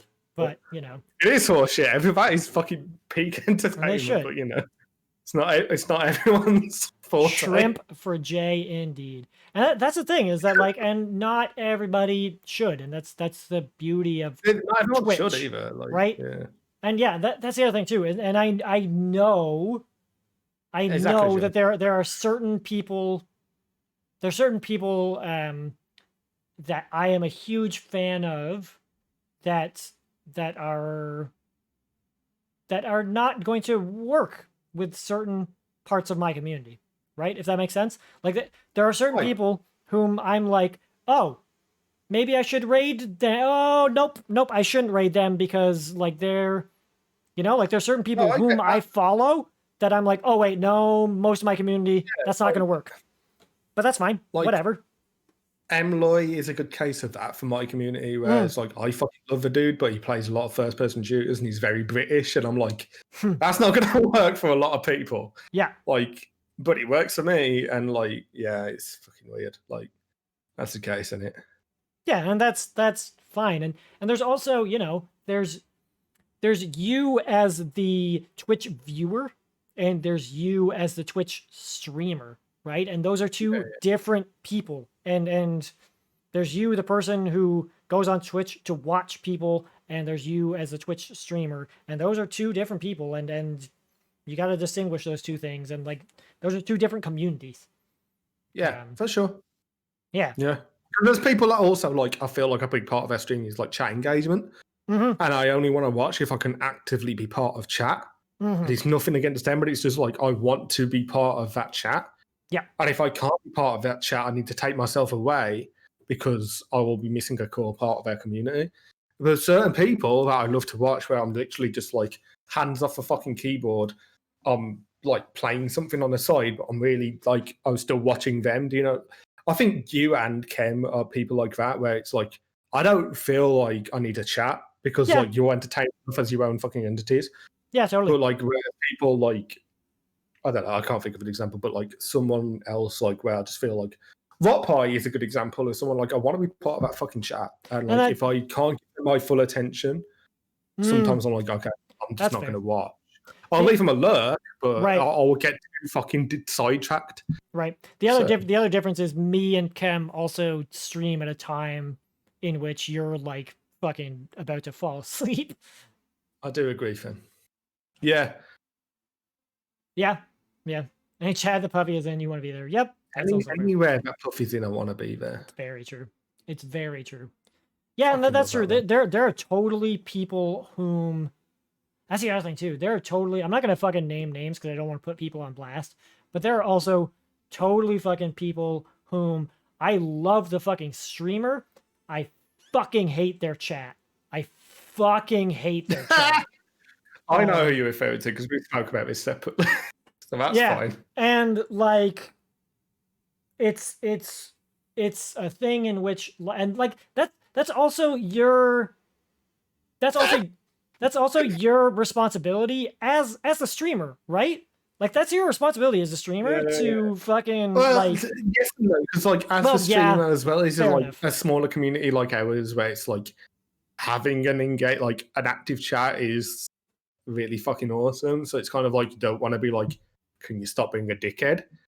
And that's why I'm really grateful for like that Fem stops by mine a lot because she just tells people to stop being a dickhead for me. Yeah. So I'm just Okay, like, let me rephrase. That's where it's the job of a good mod. Yeah. Fem's not even a fucking mod. She's just she's so good at that shit. Femi Dragon is very good Reborn at it. 3 is a really fucking good one for that. Mhm. Where like if someone's being a dickhead and like I don't feel like calling them out for it, like he'll just be like, "Can you stop being a dickhead?" And I'm like, "Yeah, thanks, Drax. You're right to say that." But yeah. Yeah. But yeah. Yeah, you're Yeah. right. Like, yeah. And that's the case where sometimes you just got to be like, oh, right, well, I want to watch them, but I'm not going to be part of chat. Yeah, and that's whatever. that is generally pretty easy to just kind of step back and be like, all right, I'll just lurky lurk and let this play itself out. I feel like Fem's had a bit too much. Maybe a smidge. Maybe a so smidge. fucking funny. I love it. Oh man. I love it. Oh, I love it. Do not be sorry. Man. No, do not be sorry. I love it. It's perfect. It's fucking great. It's you live your perfect. fucking best life, Emmy. You are living your best life, and it is perfect. Oh man. Yeah, I think we've kind of feel like we've exhausted the topic more or less. Can't think of anything else. I guess future streaming. Yeah. I don't fucking know. Maybe speedruns. Yeah. Where do you want your streams to go? I'm happy with where it's at. Right. To be honest, it's not, as long as it can like stays at this basis, like that's more than I ever fucking hoped for. And I've managed to take like a day off my contract at work because of the support I've got on Twitch, which is fucking awesome. Like to be in that position where like financially I can do that is fucking incredible. Right. It's kind of a meme, I guess, but like if I were to lie and say that I didn't hope this was the case, I'd be lying. Right. I hope this goes further, but who fucking knows? I mean, the world feels like it's gonna fucking be on fire at any given moment. So yeah, who knows? Yeah. But yeah.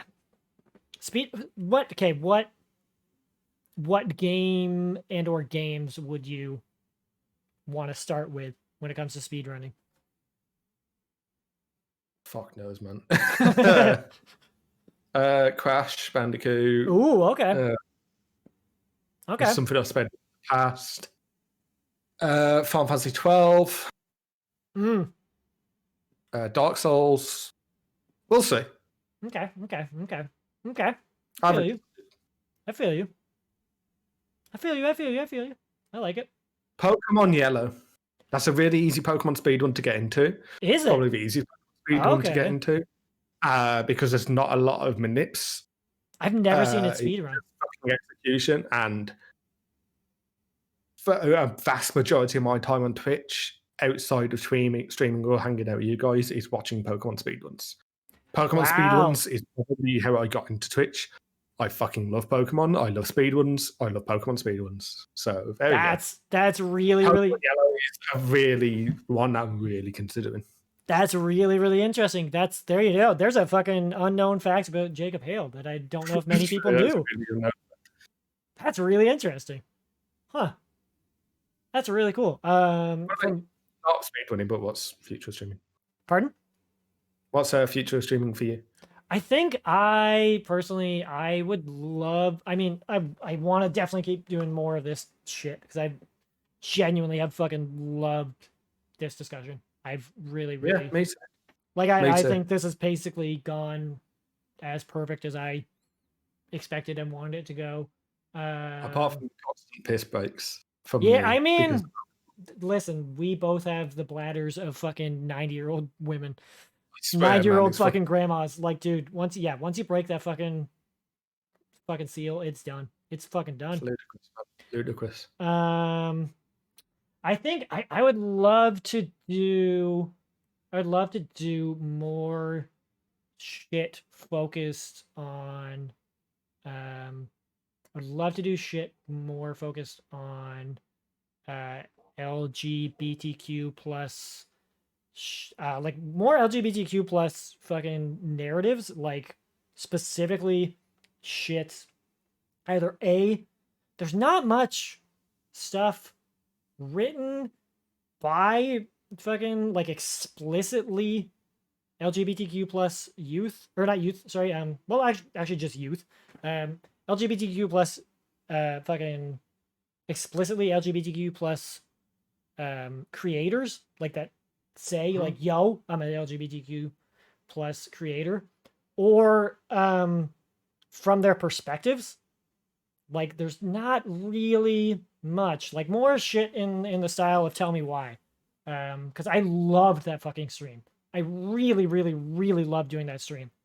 And just more shit featuring, like maybe like devs. I would love to fucking get in touch with LGBTQ plus devs, get in touch with them and just like interview them about games, about shit like that. Just shit like that. Like I would love to. I'm enjoying streaming. I'm enjoying streaming games, but I would really, really like to kind of focus on the minutia of games and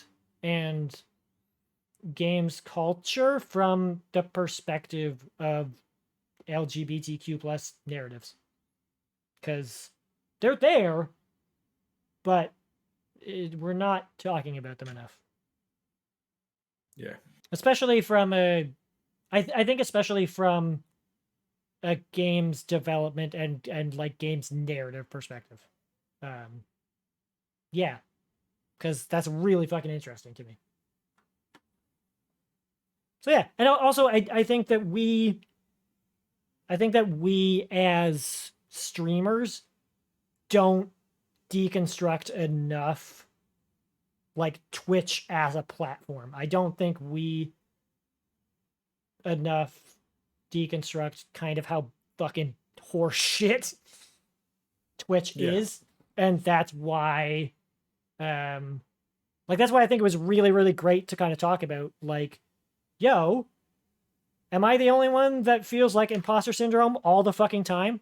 You know, like are we the only ones that started this because, you know, we were coming from a place of depression? No, we fucking weren't. So yeah, more talks like that type of shit is really fucking great. So yeah. Anyway. So yeah, I mean you're right. Like, there's not enough games that support that platform, but like you as a person can. Yeah. So that's right. fine.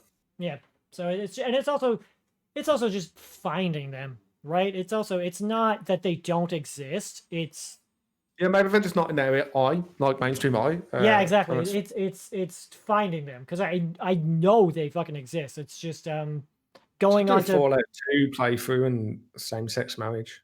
Ooh, fuck yeah. It's going on to places like it's going on to places like itch.io and finding those fucking games and and putting them out into the world, and also, you know, going on to places like itch.io and finding them and being like, okay, what are the ones that I know? The other thing is like finding the ones that I know I can get away with on Twitch, because the other problem is that there are some games that are fucking great and tell really important stories, but go against fucking Twitch TOS.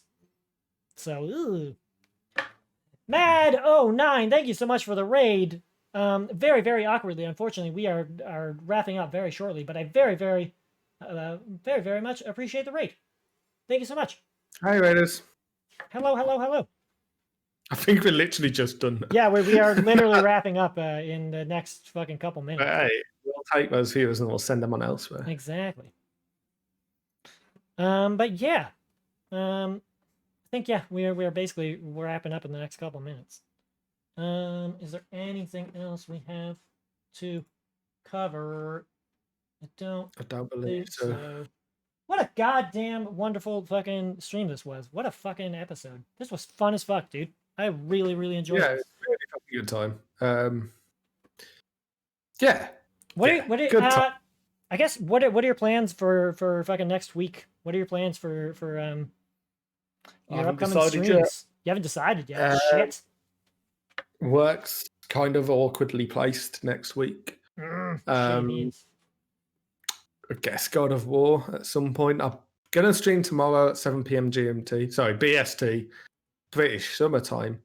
Don't know what. Might be Bloodborne with Stitch. Might Ooh. be God of War. Who knows?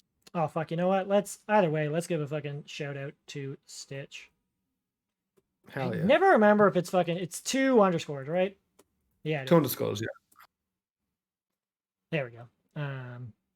Cool. Fucking. So I haven't streamed a week though, so fuck knows what's going on with Stitch. Fair enough. So maybe fucking Bloodborne tomorrow. If not Bloodborne, something else. Yeah. If for some reason you have not already followed Jacob in the last 3.5 hours that we've been streaming, you're a psychopath. Please do give him a follow. But Jacob, while we got you for these last couple minutes, please give people a little bit of a fucking spiel on who you are, and we'll fucking close out the stream. Okay. I am JacobHail. I tend to stream games that are hard or that are on hard difficulty. He does. We right now talked all about it earlier. Yeah, we did. We're currently playing for God of War on Give Me God of War mode, which, if you don't know, is the hardest difficulty on Give Me God of War. On God of War, called Give Me God of War mode. And it's a fucking pain in the ass. We're also kind of slightly making our way through Hollow Knight, but we've sort of finished it, but we're going to go through some like late game stuff. And that's about it. Do you know what you're going to play after God of War? I'm not sure.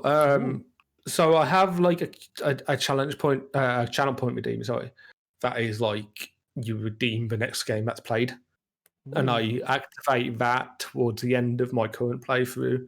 And then I have kind of a sub game on the side, which at the moment is Hollow Knight. For the last 2 times it's been Femel that's redeemed it, and that was Uncharted 1 and then God of War. I think I always have 3 to choose from, and I think the 3 I'm going to choose is either going to be Demon Souls, Dark Souls 2, or Uncharted 2. So we'll see whatever people choose. I will probably end up choosing fucking Dark Souls 2 for you then. Yeah. It might be probably Bioshock or Dark Souls 2 or Uncharted 2. I'm not sure. Shit. I don't know how I feel about Demon Souls. It's a bit naff. It is. We'll see. It is kind of. It's not that great. It's not that great. But we'll save that for another discussion. Anyway. We will. Thank you so much. Thanks for having me so fucking much. I know, dude. It was so much fun. It was a goddamn treat to have our first ever guest, JacobHail, on this fucking Sometimescast. We will be back again on April 24th. Time to be decided. We'll figure it out sooner rather than later with our boy, fucking your buddy Danny. We're gonna hang up with our boy JacobHail, and then we'll close this out. Jacob, have a wonderful rest of the night. Go enjoy fucking Apex Legends. You beautiful, beautiful boy. Oh, fucking well. It's gonna be great. Thank you for having me, man. I'll speak to you soon. Love you to death, my friend. Have a good rest of the night. And you. Bye-bye. Okay, bye. All right. Okay, let's switch over for a second. Fucking A. Fucking. Oh, man. Let's fucking shut this boy off for a second. Holy shit. What a goddamned stream. Thank you again, Mad09, for the host, raid, and the follow. Again, thank you everybody for making this an incredible fucking first ever podcast. I cannot thank you guys so much. This was sincerely so much fun. Again, thank you to our boy JacobHail for being the first ever fucking guest on. No, Femol, thank you. Again, thank you so much to Jacob for being the first ever fucking guest on the Sometimescast. Thank you to Real Canadian Moose for the follow as well. Thank you to Mad09 for the raid. Thank you to Matt09 for the follow. We're going to end our fucking Audacity. We're gonna end our We're gonna end our fucking Audacity fucking recording. Oh my god. Audacity. Come here, you dum-dum. Fucking Christ. Audacity. Oh my god. Where is it? Ah, fucking Christ. There we go. Yeah, this was sincerely, this was so much fucking fun. This was so much fun. I had so much fun with Jacob. We will be back again in 2 weeks with your buddy Danny. Time will be decided, and then on May the 1st, we will be back with Thrill House Max. No worries, Danny. I am so fucking excited for 2 weeks from now. It's gonna be so much fun. Let's figure out who we are gonna fucking raid. Danny, hello. Yeah, let's figure out who we're gonna raid. What else am I gonna say? Oh yes, just a little bit of an update for next week.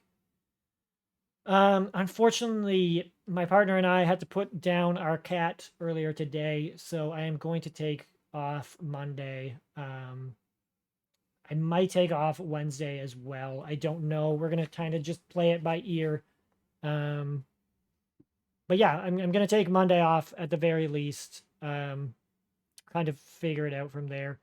But yeah, we're gonna at least take off Monday, and Wednesday, we'll see. It's all good. She was 19. She lived a very fucking, very happy and full fucking life. It is all good. It was very much for the best. And she was a goddamn little goblin, and I love her to death. And I love every single one of you. I sincerely really do. And I cannot express how much you all mean the fucking world to me. And this would not have been possible without you. And this would not have been even remotely as enjoyable if it were not for every single one of you. This whole fucking episode and all of fucking Twitch. This was so much fucking fun with you guys. And I'm so fucking excited for more of these. I'm so fucking excited for just more of Twitch in general, because you guys really have sincerely fucking saved my life. This has been so fucking great just doing this. I love all of you. You're all amazing. With those follows, honestly, we are closing in on 200 followers sooner rather than later. I think we're only like 2 or 3 followers away from 200. So, probably like next weekend, we'll probably end up doing a fucking 200 follower celebration stream. Maybe not next weekend, but in the next couple weekends, we'll end up doing one. We'll do like a 6-hour celebration stream or something. Yeah,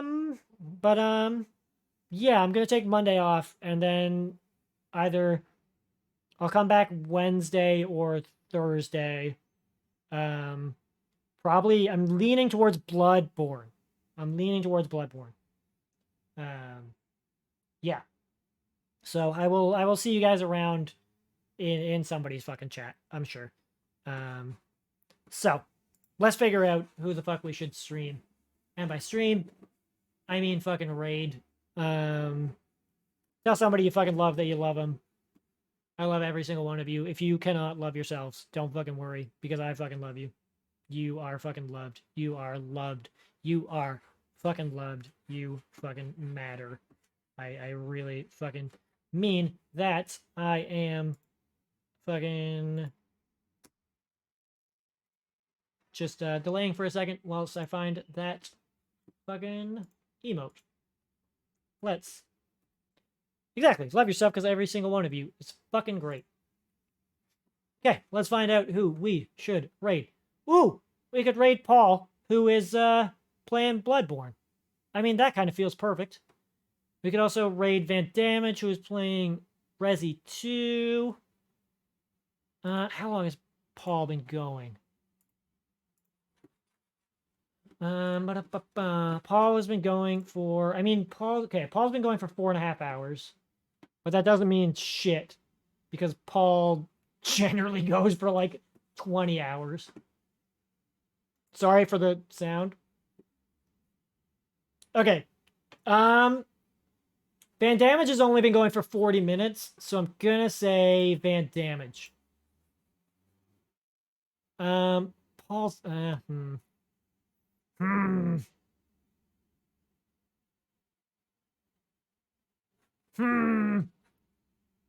You know what? No. We're gonna do Paul, because I don't think I've ever rated Paul, weirdly enough. And I have rated Van Damage. So we're gonna do Paul. Especially considering I'm going to probably raid, or I'm going to probably fucking start Bloodborne. We're gonna raid Paul. Why the fuck not? Why the fuck not? Let's raid our boy Paul. Let's raid our boy Paul. You think we did a long ass time ago? Yeah, probably.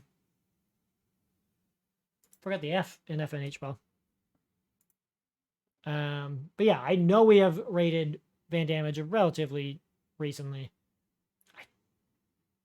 Yeah, let's raid our boy Paul. Word.